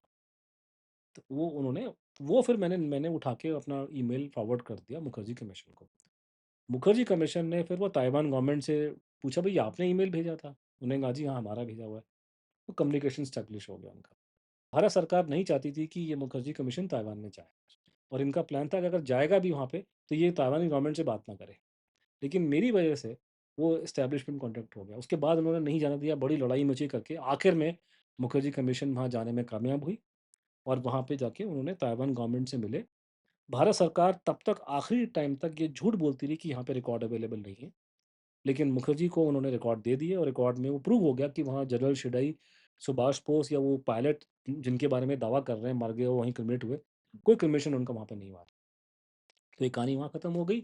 जस्टिस मुखर्जी ने अपनी रिपोर्ट में लिखा कि ये पूरी नकली कहानी प्लांट की गई थी, सुभाष बोस की डेथ की, क्रिमेशन की, ताकि वो रशिया जा सके। रशिया में वो पहुँचे, नहीं पहुँचे, इसका मुझे पता नहीं, क्योंकि वहाँ पे मुझे उसके इंटेलिजेंस के आर्काइव्स को एक्सेस मुझे नहीं मिला। रशिया से मुझे पूरी मदद नहीं मिल पाई, व्हाटएवर। फिर और उन्होंने ये भी बोला, साबित कर दिया कि वो जो हड्डियाँ वहाँ पड़ी हैं जापान में, वो जापानी सोल्जर की हड्डी है। वो जो जिसको अस्थियाँ बता रहे हैं सुभाष चंद्र बोस की, वो सुभाष बोस की अस्थि नहीं है, वो जापानी सोल्जर की अस्थि है। फिर उन्होंने डिटेल में समझाया कि मैंने तब भी डीएनए टेस्टिंग कराने की कोशिश की थी, लेकिन भारत सरकार ने मेरी कोई इसमें मतलब उन्होंने अड़ंगी फँसा दी उसके अंदर। तो सरकार नहीं चाहती है डीएनए टेस्ट ना हो। बेसिकली कहानी ये है कि भारत सरकार ने तरीके से नहीं पूछा उनसे सवाल, रशियन गवर्नमेंट से। हम लोग सीरियस नहीं है उनसे बात करने में। उसके बाद में उसी टाइम पे आते-आते गुमनामी बाबा की कहानी बहुत मशहूर हो चुकी थी। तो गुमनामी बाबा की कहानी में ये क गुमनामी बाबा का जो क्लू था कहाँ से मिला मैं बता सबसे रहा हूँ पहले? आपको कि गुमनामी बाबा की कहानी जो निकली थी, वो पहली बार निकली थी 1985। उससे पहले किसी को नहीं मालूम था कि कौन गुमनामी बाबा है, क्या कुछ है। ये सब सीक्रेट था। तो गुमनामी बाबा की 1985 सितंबर के महीने में डेथ होती है, ठीक है? एक साधु की डेथ होती है, उसका नाम गुमनामी बाबा नहीं था, पर एक साधु की अयोध्या में डेथ होती है। उसके जब उसका कन्वेंशन करने लोग जाते हैं, तो वहाँ पे फिर वो लोग रो पड़ते हैं, फिर बोलते हैं, जी हम तो 13 आदमी आए, हमें 13 लाख होने चाहिए थे। और थोड़ी वहाँ घटनाएँ थोड़ी विचित्र हुई कि उन्होंने आर्मी कैंटोनमेंट के ग्राउंड के बिल्कुल साथ में पब्लिक स्पेस में क्रिमेशन कर दिया। पुलिस वाले देख रहे हैं लेकिन सामने नहीं आ रहे। तो वहाँ पे एक पूरे शहर में चर्चा होनी शुरू हो गई, भी क्या चक्कर है? पुलिस आ रही है, इंटरवीन नहीं कर रही, किसी की बॉडी को आप फूँक रहे हो कैंटोनमेंट के ग्राउंड के सामने। तो ऐसे-ऐसे जब अफ़वाहें उड़ी सच और गलत करके, और लोगों ने बोलना शुरू कर दी कि वो तो नेताजी थे, उन्होंने हमको बोला था कि अपना मुँह बंद रखो, और इसलिए हमने ये मरने के बाद ये हुआ, मरने के बाद हुआ, गुमनामी बाबा की डेथ के बाद। डेथ के बट बाद। गुमनामी बाबा इतने फेमस क्यों थे? क्या वो कोई बाबा-वाबा थे? गुमनामी बाबा के बारे में कोई नॉलेज, कोई डिस्कशन नहीं थी अंटिल हिज़ डेथ। ये पूरी कहानी मरने के बाद बाहर आई है। तो जब क्रिमिनेशन का कन्वेंशन के बाद, बाद गुमनामी ओके। बाबा नाम की कोई चीज़ पब्लिक डोमेन में नहीं थी। तो ये पूरी कहानी की शुरुआत जो हुई है, वो आपकी जाके सितंबर के आखिर में 85 में स्टार्ट हुई, और लोगों ने बोलना शुरू कर दिया। तब लोकल जर्नलिस्ट जो थे वहाँ पे, जैसे अशोक टंडन जी जैसे लोकल पत्रकार, उन्होंने उसके पहली इसको पहली बार अपने लोकल अखबार में छापा। बहुत से पेपर्स ने इस खबर को छापना शुरू कर दिया। उसी दौरान में लोकल मीडिया ने उनको नाम दिया गुमनामी बाबा, जो उनका नाम नहीं था। नहीं था, हाँ, राइट। ये लोकल मीडिया का दिया नाम है, जो अभी फॉर्मल हो गया, लेकिन उनका नाम गुमनामी बाबा नहीं था। उसके बाद में फिर ये करते-करते जो कहानी ये हुई कि नेताजी के परिवार के 2 लोग यहाँ पर आ गए। उनका एक भतीजा और एक भतीजी और एक भांजा। तो भतीजी ने पब्लिक स्टेटमेंट दी है कि ये मेरे अंकल लग रहे हैं मुझे, और उसने फिर जाकर के कोर्ट में केस ठोक दिया कि जो सामान उनका निकला है, अभी पुलिस ने सीज़ किया हुआ है, इस सामान की प्रॉपर इन्वेंटरी बननी चाहिए उनके। और ये सामान अगर मेरे अंकल का निकलता है तो ये नेशनल म्यूज़ियम में जाना चाहिए। तो ये कोर्ट ने ऑर्डर दिया कि सारे सामान को सिक्योर करो, उसकी इन्वेंटरी बनाओ। उसके बाद में केस जो है ठंडा पड़ गया और ये करते-करते आप ये देखिए गुमनामी बाबा की स्टोरी जो थी ये उछली और 87 तक आके वो क्योंकि गवर्नमेंट कुछ रिएक्शन नहीं दे रही थी। गवर्नमेंट चुप होके बैठ गई। तो ये केस ठंडा पड़ गया और उसके बाद में ये डेड हो गया। और वैसे भी ये केस कभी यूपी से बाहर निकल नहीं सका। ये वहीं पता नहीं क्या रीज़न था। इसका कोई डेटा भी नहीं है अवेलेबल। इंटरनेट का दौर नया-नया शुरू हुआ था। तो ये आप शायद आज समझ नहीं पाएँगे लेकिन उस ज़माने में बहुत चमत्कार वाली चीज़ थी कि इंटरनेट बन गया, याहू चैट रूम बन रहे हैं, ये हो रहा है। सडनली आप कोई ऐसी चीज़ लिख सकते हैं जो लोग पूरी दुनिया में आपको देख सकते हैं कि रादर कि आपका पेपर आप हिंदुस्तान टाइम्स में कुछ लिख रहे हैं, उसकी हिंदुस्तान टाइम्स की सर्कुलेशन जो है नॉर्थ इंडिया में है या दिल्ली में है। लेकिन सडनली आप कभी कुछ लिख रहे हैं, उसको दुनिया में लोग पढ़ सकते हैं और आपके पास में स्पेस का कंस्ट्रेंट नहीं है। फ़ोटो जितनी चाहे डालो वीडियो थे नहीं ज़माने में, वो बैंडविड्थ नहीं था लेकिन कम से कम फ़ोटोग्राफ्स और टेक्स्ट की वो खत्म हो गई। तो उसमें किसी का प्लान मेरे ऑफ़िस में था कि इसकी डेथ की सुभाष बोस की इंक्वायरी क्यों ना हम करें करके और करते-करते क मैं भी उसमें चला गया। वो एक एक्सीडेंटली मैं उसमें आ गया। करते-करते मैं उसमें पूरा ही घुस गया। मतलब वो एक लंबी प्रोसेस थी करके। तो करते-करते मैं मुझे गवर्नमेंट के लेवल पे, सरकार के लेवल पे कहीं पे दिल्ली में क्योंकि मैं तो दिल्ली में लोगों से बात करूँगा जो गवर्नमेंट में काम करते हैं, इंटेलिजेंस में, सिक्योरिटी में और राइट। तो और जगह पे पीएमओ में, एमईए में, तो वहाँ से मुझे किसी से मुझे रिलायबल सोर्स से ये मालूम चला कि नेताजी जीवित थे 85 तक। तब तक मेरे दिमाग में ये बात थी नहीं और मैं किसी बात को मानने से इनकार कर देता था कि ये तो पागलपंती की बात है, वो तो या तो रशिया वाली कहानी ठीक होगी या प्लेन क्रैश वाली कहानी ठीक होगी। लेकिन मुझे स्पेसिफिक इनपुट मिले और वो पता लगा कि 85 में तो एक गुमनामी बाबा की कहानी आती है और तो कोई थी नहीं कहानी। मुझे 85 वर्ड यूज़ किया उन्होंने कि 85 तक वो लोग जीवित थे, ये गवर्नमेंट के पास में डेटा, रिकॉर्ड, सीक्रेट फाइलें पड़ा हुआ है। तब मैं फिर वहाँ गया वहाँ पे इधर फैज़ाबाद यूपी में, तो मैं लोगों से मिला जो उस टाइम पे थे, कुछ लोग तो चले गए थे, वो नेताजी की भतीजी खत्म हो गई थी, बाकी सब लेकिन बाकी लोग जीवित थे। नेताजी के परिवार से कभी किससे मिले? हाँ, वो बात की बात है, मैं बहुत लोगों से मिला हूँ और तो काफ़ी लोगों से मिला हूँ बाद में। बट उस टाइम की बात कर रहा हूँ कि जो क्योंकि परिवार के जो 2 लोग वहाँ पे गए थे, फैज़ाबाद में, अयोध्या में उस घटनाक्रम के बाद में ललिता बोस और एक मिस्टर रॉय, उनसे मेरी दोनों की डेथ हो चुकी थी, तो उनसे मैं नहीं मिला कभी। उनके ललिता जी की बहन और भाई से मिला था ऑब्वियसली, वो तो दिल्ली में है यहाँ पे निज़ामुद्दीन वेस्ट के अंदर। तो वो वाला वसंत विहार निज़ामुद्दीन वेस्ट में रहते थे, तो उनसे तो मिला मैं, उनके भाई-बहन से मतलब ललिता बोस के सगे। अमित मित्रा जी की मासी जो जो अभी बंगाल के फाइनेंस मिनिस्टर थे, फिक्की के जनरल सेक्रेटरी थे, तो ये ललिता जी उनकी सगी मासी थी। अमित मित्रा भी जो हैं, वो भी नेताजी के ही परिवार के हैं और वहाँ पे जाके मैंने इंक्वायरी अपनी लोगों से की और टंडन जी से मिला और लोगों से मिला और लोग जिन्होंने पत्रकार जिन्होंने इंक्वायरी की थी। बट उसमें एक सवाल मुझे एक ये लगा था कि ये तो वो करके फिर मैंने अपनी हिंदुस्तान टाइम्स में स्टोरी लिखी। अब वो क्योंकि मैं बहुत बाद में काम कर रहा था, हिंदुस्तान टाइम्स बहुत बड़ा अखबार है और ऊपर से इंटरनेट जो है उसकी रीच इंटरनेशनल है। तो वो जो खबर मेरी वहाँ पे छपी, हिंदुस्तान टाइम्स में और हिंदुस्तान हिंदी के अंदर और इसके अंदर, तो उसकी रीच बहुत ज़्यादा थी। तो गुमनामी बाबा की स्टोरी को फिर से ज़िंदा करना या कह लो जिसको इंटरनेशनल लेवल पे ले जाने वाला मैं था, कि मैंने उसको हिंदुस्तान टाइम्स के थ्रू उसको इंटरनेशनल लेवल पे उसको ले गया। उसके बाद से ये टॉप का इश्यू बन गया और वो वहाँ पे उसके मैं बाद ही सारी क्लैरिटी निकली है डेथ को लेके? उसके बाद ही क्योंकि ये काम जब चल रहा था तो कमीशन का भी काम चल रहा था। तो कमीशन की रिपोर्ट आने से पहले मेरी किताब आ गई जिसमें मैंने बोल दिया प्लेन क्रैश नहीं हुआ। रशियन एंगल जो है वो ठीक है आधा कि वो वहाँ पे थे, लेकिन डेथ वहाँ नहीं हुई है। मोटा-मोटा मैंने ये लिख दिया और तीसरा मैंने उसमें बोल दी गुमनामी बाबा की स्टोरी ठीक दिखाई दे और रही है। अगर आप नहीं करते तो आज तक भी हमारे डिक्लासिफाइड डेटा में वही चीज़ अब मेंशन वो होती अलग जो बात है, चली वो हुई वो आ मुझे रही है। पता नहीं कौन क्या करता है, लेकिन मैंने ये बात बोल दी फिर मुखर्जी कमीशन की रिपोर्ट आती है। तो मुखर्जी कमीशन की रिपोर्ट आई है साल 2006 में, आई थी 5 में लेकिन वो सीक्रेट थी। 6 में पब्लिक हुई है। तो मुखर्जी कमीशन की रिपोर्ट में 3, 4, 5 मोटे-मोटे कंक्लूजन थे। पहला प्लेन क्रैश नहीं हुआ। अस्थियाँ उनकी नहीं है, किसी जापानी सोल्जर की है, वो रूस की तरफ को चले गए थे। फिर उन्होंने गुमनामी बाबा को डिस्कस किया और उसमें उन्होंने 3 बातें बोली कि इसमें क्रेडिबल आई विटनेस एविडेंस है कि वो सुभाष बोस थे। तो ये उन्होंने एडमिट किया कि आई जो लोग उनको मिलते थे, उन्होंने उनको देखा था, उनका ये मानना था और इसमें हमें कोई डिस्प्यूट नहीं है कि ये आदमी सुभाष बोस है। दूसरा जो उनके लेटर आपस में एक्सचेंज हुए हैं, खासकर गुमनामी बाबा के कुछ लोगों के साथ कलकत्ता में जो सुभाष बोस के बहुत क्लोज़ थे। वो सुनिए, तो वो उसका मतलब ये है कि वो आई विटनेस अकाउंट और डॉक्यूमेंट्री एविडेंस मैच कर रहा है आपस में। नहीं, आपने जैसे रिसर्च करी है तो आप बोल रहे हो कि उनका नाम गुमनामी बाबा नहीं था, तो क्या था उनका नाम उस समय? वो भी आता हूँ उसके ऊपर, मैं क्या उसका उनका जो अगर लेटर आप उठाएँगे, तो लेटर्स के अंदर उनका उनका जो बोलने का तरीका होता था, तो जैसे वो बोलते थे, "तुम्हारा मृत व्यक्ति, your dead man, dead ghost, son of mother India, Shri Swami, Dashnami सन्यासी, जनरल डेथ, जनरल शिवा, कई जगह सुभाष वर्ड भी आता बीच में करके।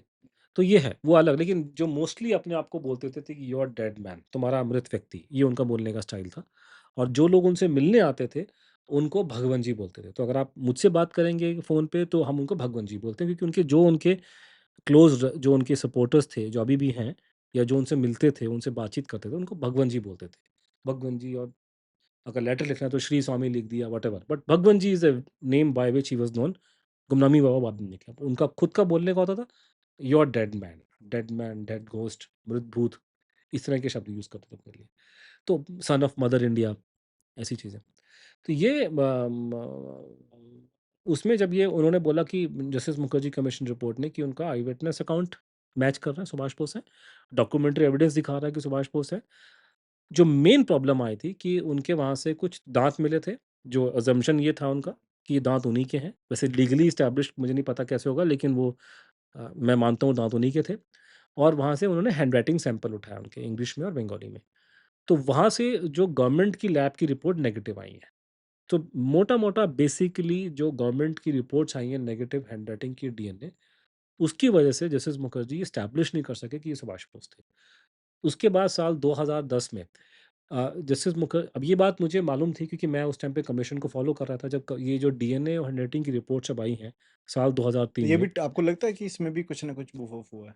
मैं 2003 में जब मुखर्जी कमीशन के सामने डीएनए की और हैंडराइटिंग की रिपोर्ट्स आई, तो मैंने कमीशन के लोगों से बातचीत की।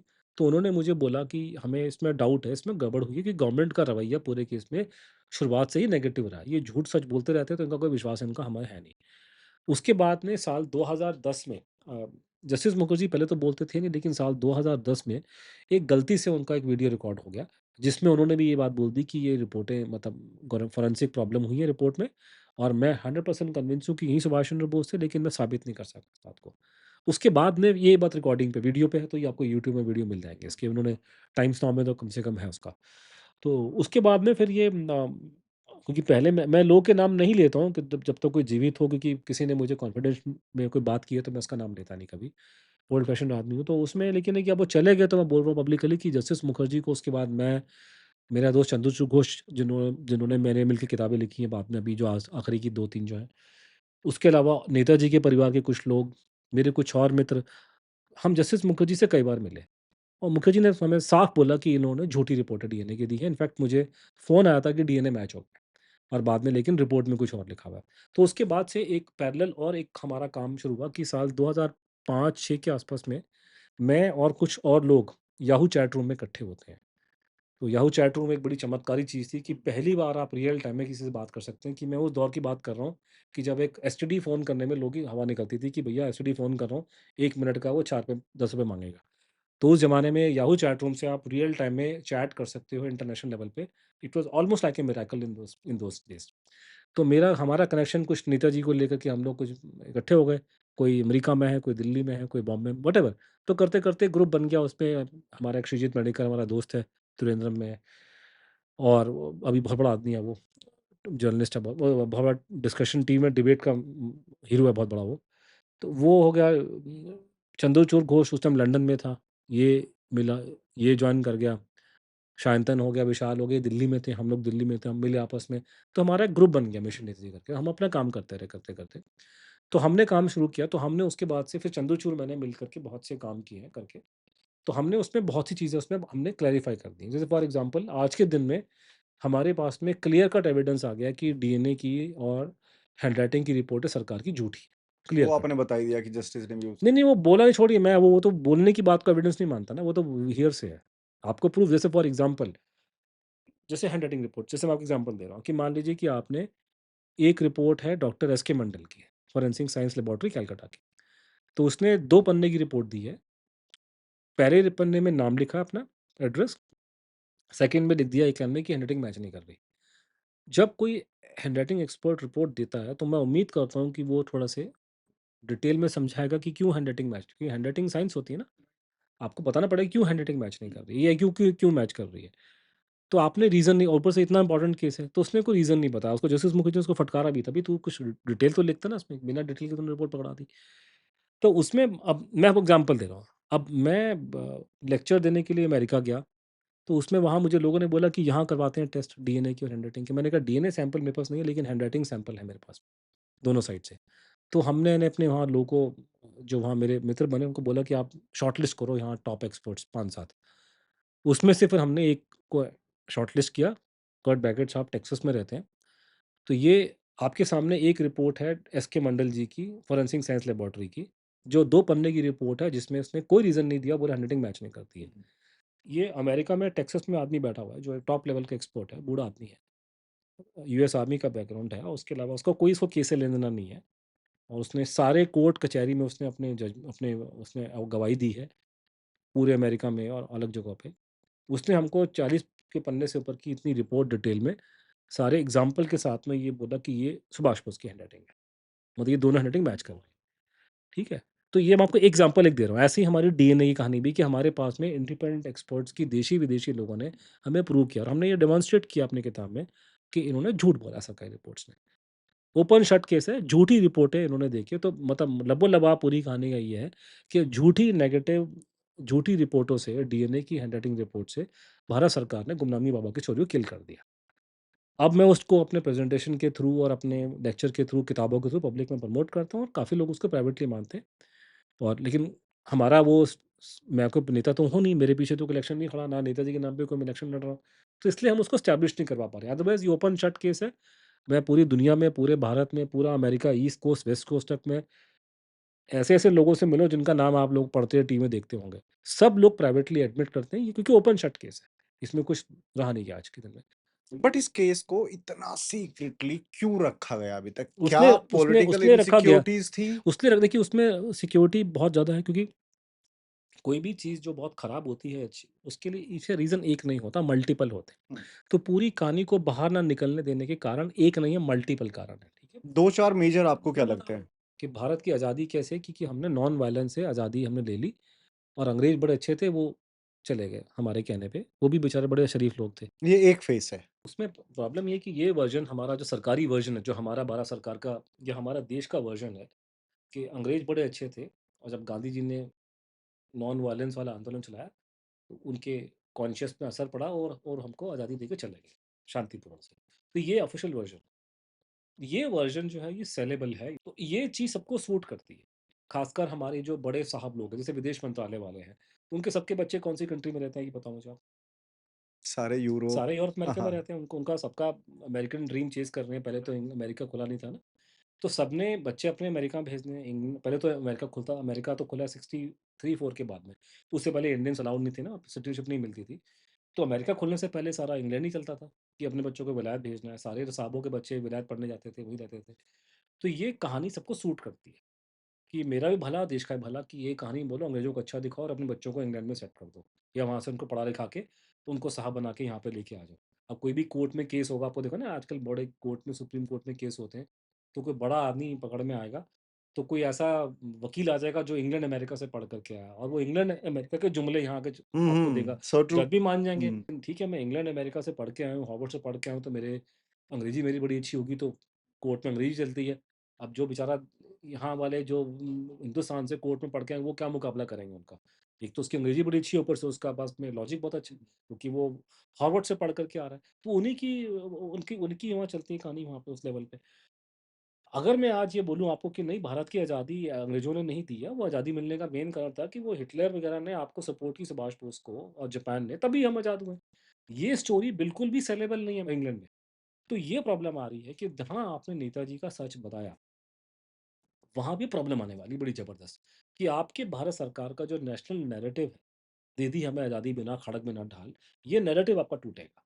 और इस नैरेटिव को प्रमोट करने के लिए, इसको एस्टैब्लिश करने के लिए और इसको कंटिन्यू करने के लिए लाखों करोड़ों की, अरबों रुपए की इन्वेस्टमेंट होती है, और लोग इसका फ़ायदा उठाते हैं। मैं अपना एक्सपीरियंस लोगों को बताता हूँ, कि जो मैं पिछले 25 साल से अपना जीवन खराब करके बैठा हूँ इस केस के अंदर, अगर इसकी मैंने 4% इन्वेस्टिगेशन या इस पे रिसर्च मैंने महात्मा गांधी पे या पंडित जी पे कर दी होती, आपको सपने में ख्याल नहीं कि मेरे कितने रास्ते खुल चुके होते। किसी वेस्टर्न कंट्री में जाके बैठा होता उस टाइम पे। क्योंकि सिस्टम सपोर्ट करता है ना आपको, पूरा सिस्टम सपोर्ट करेगा, ये अवार्ड, वो अवार्ड, ये अवार्ड। अब यहाँ तो पैसा-वैसा तो मिलता नहीं है, कुछ किताब लोग खरीदते नहीं है। ऊपर से गाली देते हैं कि बीजेपी आईटी सेल का आदमी है। तो बीजेपी आईटी सेल का आदमी तो अभी है, मैं तो 2001 से लगा हूँ भैया, तब कौन-सी बीजेपी आईटी सेल था? तब तो आईटी भी ढंग से नहीं था। तो यहाँ तो गाली पड़ती है। ये प्रॉब्लम तो उसके बाद में प्रॉब्लम है कि जो गुमनामी बाबा ने बातें बताई हैं, जैसे फॉर एग्ज़ाम्पल कि मेरे को वॉर क्राइम क्रिमिनल डिक्लेयर किया हुआ है और secret pact government of India का उनके साथ में है। ये भगवान ना करे अगर ये बात सच है तो कैसे खोलते हैं इस बातों को हम लोग? पता नहीं मेरे को क्यों ये बोलने का मन कर रहा है, ये सेम सिचुएशन वो हो जाती जो अभी सोनम वांगचुक के साथ हुई है। सोनम वांगचुक की कहानी जो आप इसके सामने तो स्कूल की पिकनिक भी नहीं है ये तो। नहीं है, वो पिकनिक नहीं है, मैं एक कैरेक्टरिस्टिक्स पे जाके बात कर रहा हूँ कि सेम इनको भी एक क्रिमिनल ऑफ वॉर दिया गया। आज उनको भी एक वो बहुत छोटे नेशनल लेवल की बात, नेशनल वो तो थ्रेट आप बता दी। इंटरनेशनल है, वो तो इंटरनेशनल लेवल की बात है। उसको तो खैर सपोर्ट सिस्टम मिल जाएगा यूरोप, अमेरिका में, क्योंकि पूरा लेफ्ट का इकोसिस्टम बैठा हुआ है अमेरिका के अंदर अभी। वो तो ट्रम्प साहब उसको तोड़ रहे हैं, लेकिन अभी भी इकोसिस्टम जो लेफ्ट का बहुत स्ट्रॉन्ग है अमेरिका में। कई लोग ऐसे यहाँ पे भारत में हैं जो गाली गलौज करते हैं मोदी को, लेकिन साल में 6 महीने अमेरिका में रहते हैं। नहीं, उसमें और भी बहुत कॉम्प्लिकेशंस आ रही हैं। उसमें ये आ रहा है कि गुमनामी बाबा जो सुभाष चंद्र बोस थे, उन्होंने ये बात बोली कि मैं जो लड़ाई सेकंड वर्ल्ड वॉर में जो हम हारे हैं, उसमें से उनका मानना था कि अमेरिका ने बहुत बड़ी भूमिका निभाई है, तो उनको उससे उनसे खुंदक थी। दूसरा है कि रशिया ने उनकी जान बचाई, उनको संरक्षण दिया। थोड़े समय बाद तो उनको कुछ लगा कि ये उनको वो बहुत खुश नहीं थे जिस तरीके से भारत में ट्रांसफर ऑफ पावर हुआ है। उन्होंने कहा कि अगर मैं कुछ नहीं करता हूँ, तो ये जो कोल्ड वॉर जो अमेरिकन्स के और रशियंस के बीच में हो रही है, ये भारत की ज़मीन पे आके हॉट होगी और भारत के गरीब लोग इसमें मारे जाएँगे। तो उन्होंने बोला कि मैंने जो रशिया के जो कोवर्ट ऑपरेशंस थे, उसमें मैंने हिस्सा लेना शुरू कर दिया और उन्हें बहुत ज़्यादा ऐसी-ऐसी बातें बोली कि विश्वास नहीं होता कि कोरिया से लेके कंबोडिया, लाओस, वियतनाम की लड़ाइयों में सब में मेरा हाथ है। मैं एज़ एन एडवाइज़री रोल पे वहाँ पे गया था और ये बातें फॉरेन इंटेलिजेंस के लोगों को मालूम है। वो मुझे ढूँढ रहे हैं, लेकिन उनको सपने में ख़्याल नहीं होगा कि मैं यहाँ यूपी के अंदर बैठा हूँ, अयोध्या में बैठा हूँ या बस्ती में बैठा हूँ या निमिषारण्य में बैठा हूँ मंदिर में, किसी को सपने में ख़्याल नहीं होगा। क्योंकि वो आदमी छुप कर के भागता फिर रहा था ना, वो एक जगह पे नहीं था, अलग-अलग जगह पे था। वो तो आखिरी में आके वो अयोध्या में आए, वो पहले तो अलग जगह पे थे। वो लखनऊ में भी थे। तो उन्होंने ये बोला कि जब उनसे लोग पूछ रहे थे कि भई आप क्यों बाहर निकल के नहीं आ रहे? उसने कहा ना, मेरा निकलना देश हित में नहीं है, अगर मैं बाहर निकलूँगा, तो मेरे को उनके हैंडओवर करने के लिए, सरेंडर करने के लिए प्रेशर आएगा फॉरेन पावर्स का। आप जब नहीं मानोगे तो आप पे सैंक्शन लगाए जाएँगे यूनाइटेड नेशन के थ्रू। तो मेरी वजह से लोग तकलीफ में पड़ेंगे। तो मेरा आप मैं जहाँ पे हूँ ठीक हूँ, मैं देश के लिए काम कर रहा हूँ, बट मेरी लोकेशन किसी को नहीं बताना, ये देश हित में नहीं है। तो ये इस तरह की बातें वो बोलते थे। तो ये करते-करते एक लंबी-चौड़ी कहानी जो हमारी किताब कनंड्रम में हमने समझाया, क्योंकि लोग चाहते हैं ना कि हर चीज़ का सवाल का आंसर एक लाइन में। फ़िल्मी ये कहानी नहीं है ना, ये कोई फ़िल्म नहीं है, बॉम्बे की फ़िल्म थोड़ी ना है कि 2 घंटे के अंदर सारी कहानी हो जाएगी। Life is not a film, takes time. इसमें मल्टी लेवल थ्रेड्स हैं, एक के बाद एक के बाद एक पूरी कहानी को हमने डिटेल में समझाया है। समय, काल, परिस्थिति जो थी वो बहुत अलग थी। आप जैसा आपने अभी सोनम वांगचुक की कहानी का ज़िक्र किया, वो एक अभी की कंटेम्पोरेरी इवेंट है। उसके बारे में लोग जानते हैं। मैं जिन घटना और घटनाक्रम का डिस्कशन कर रहा हूँ, वो आज से बहुत पहले घटी है। तो पूरा समझाना पड़ता है। तो किताब के अंदर वो मैंने पूरा समझाया है कि कई लोग मुझे सवाल पूछते हैं बात करते-करते कि तुम कैसे कह सकते हो? तो आपको लगता है कि मेरे सिर पे सींग निकले कि मुझे नहीं पता कि मैं पागल हूँ क्या? मैं जाके इतने पूरे दुनिया भर में आईआईटीज़ में, एमआईटी बॉस्टन में लेक्चर दे रहा हूँ, तो मुझे नहीं पता क्या? ये सवाल मेरी खोपड़ी में नहीं आएगा क्या? इतना पागल हूँ क्या मैं? तो मुझे पता है भई, आप जो सवाल पूछ रहे हो, आपसे 50 गुना आगे के सवाल हमने पूछे और सारे आंसर दिए हैं। लेकिन सारी चीज़ों को अगर आप ट्विटर में एक पोस्ट से समझना चाहते हो, तो जीवन ऐसे नहीं नहीं होगा। पॉसिबल है। आपको किताबें पढ़नी पड़ेगी, किताब के अलावा कोई तरीका नहीं है। हाँ, सेकंड है कि आप पॉडकास्ट सुन लीजिए, थोड़ा बोलने का समय ज़्यादा होता है, या प्रेज़ेंटेशन हमारी कराइए, प्रेज़ेंटेशन में समझने का मौका ज़्यादा लगता है। लेकिन इतने बड़े, इतने कॉम्प्लेक्स मुद्दे को आप एक बाइट में टीवी के डिबेट में नहीं समझा सकते। ये पुराने मुद्दे हैं। छोटा-मोटा मर्डर दिल्ली में होता है, उसको लेके हज़ारों पन्ने की चार्जशीट दायर होती है कोर्ट के अंदर। तो छोटा-मोटा अरे-गरे नत्थू खैरे के मर्डर पे अगर हज़ारों पन्ने की चार्जशीट हो रही है, इतने बड़े केस में जो 70-80 साल से चल रहा आ रहा है, जिसमें अलग-अलग इंटरनेशनल लॉ का हाथ है, जिसमें फॉरेन इंटेलिजेंस का हाथ हो सकता है, उस सारी बात को मैं एक लाइन में कैसे बताऊँ क्यों निकल के नहीं आया? बताया आपको कि मेरा निकलना देश हित में नहीं है, मैं निकलूँगा तो लोग फँसेंगे। दूसरा कारण आपको बता दिया कि आपका भारत का नेशनल नैरेटिव जो है, दे दी हमें आज़ादी बिना खड़क बिना ढाल, इसका भट्टा गुल हो जाएगा। और ये प्रॉब्लम ये है कि ये नैरेटिव सेल करता है। ये नैरेटिव सेल करता है खासकर यूरोप, अमेरिका में, जहाँ पे हमारी एलीट क्लास के खानदान वहाँ सेट हो चुका है। उन्होंने आधों ने तो अपने रिलोकेट कर दिए वहाँ पे, उनका खानदान वहाँ चला गया है, बच्चों का भी चला जाएगा वहाँ पे। तो ये प्रॉब्लम आने वाली है कि ये जो स्टोरी नेताजी की स्टोरी है, खासकर ये इस उनके भारत में आने की, और जो-जो उन्होंने हरकतें करी, ये स्टोरी यूरोप, अमेरिका में बिल्कुल भी पसंद नहीं की जाएगी। तो ये लोग क्यों उसको पुश करेंगे? इनका फ़ायदा क्या उसमें? नेताजी और मोदी जी में कुछ सिमिलैरिटी लगती है पॉलिटिकल वाइज़? ठीक है, बड़ा लीडर कोई भी होगा, उसमें कुछ चीज़ें कॉमन हो सकती हैं। तो उनमें मेरे ख़्याल से नेताजी का, मैं सुभाष चंद्र बोस की बात कर रहा हूँ, गुमनामी बाबा की बात नहीं कर रहा अभी। मतलब उस फ़ेज़ की बात नहीं कर रहा उनके। मोदी जी में और नेताजी में, दोनों में अध्यात्म की तरफ को झुकाव है। तो सुभाष चंद्र बोस भी बचपन में बहुत छोटी उम्र से उनमें साधु बनने की इच्छा थी और वो अध्यात्म से जुड़े हुए थे। तो बाकी चीज़ अपनी जगह पे हैं, लेकिन क्वालिटीज़ हैं, लीडरशिप क्वालिटी है। मोदी जी बहुत गरीब घर से आए हैं, नेताजी एक अमीर घर में पैदा हुए थे। मोदी जी ज़मीन से जुड़े हुए हैं, सुभाष बोस ने लंदन में जाके आईसीएस क्लियर किया था। तो एक उनका एक लेवल अलग था। लेकिन लेकिन एक चीज़ कि आध्यात्म जो उनका, अगर आप मुझे बोलेंगे कॉमन अगर मैं देखूँ, तो जैसे मोदी जी बहुत आध्यात्मिक तौर पे बहुत उनका उनका रुझान है आध्यात्म की तरफ को, हिंदू धर्म की तरफ को, वो सुभाष बोस में भी वो चीज़ थी। तो ये एक में कॉमन ग्राउंड, अदरवाइज़ कोई एक मिलाप नहीं हो सकता, क्योंकि मिलाप नहीं वो हो अलग सकता, अलग ट्रू। बहुत अलग एक एक व्यू पॉइंट मैं आपका लेना चाह रहा हूँ। जिस तरीके से लद्दाख अभी जल रहा है, प्रोटेस्ट चल रहा है, डिमांड्स चल रही है जॉब के लिए, लैंड के लिए।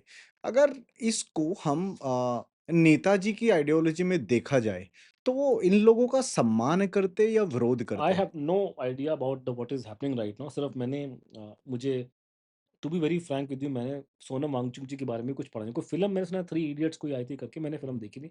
मैं फ़िल्में नहीं देखता हूँ। जो देखता भी हूँ तो अंग्रेज़ी फ़िल्म देखता हूँ, तो मुझे कोई ज़्यादा शौक नहीं है। तो मुझे पता नहीं है मतलब कि क्या है, तो आई हैव नो आइडिया। लेकिन है कि नेताजी की जो आइडियोलॉजी का आपने पूछा, उनकी आइडियोलॉजी थी इंडिया फर्स्ट, कि जिस चीज़ को करने में भारत देश का फ़ायदा होता है, वो उसी में इंटरेस्टेड थे। तो वो उनका आइडियोलॉजी वही था, बाकी तो चल रहा है देश में, बाकी डन तो है सर। मेरे सवाल खत्म हो गए और thank you so thank much you for इतना हैविंग टाइम मी देने सर। के लिए सर। Thank you.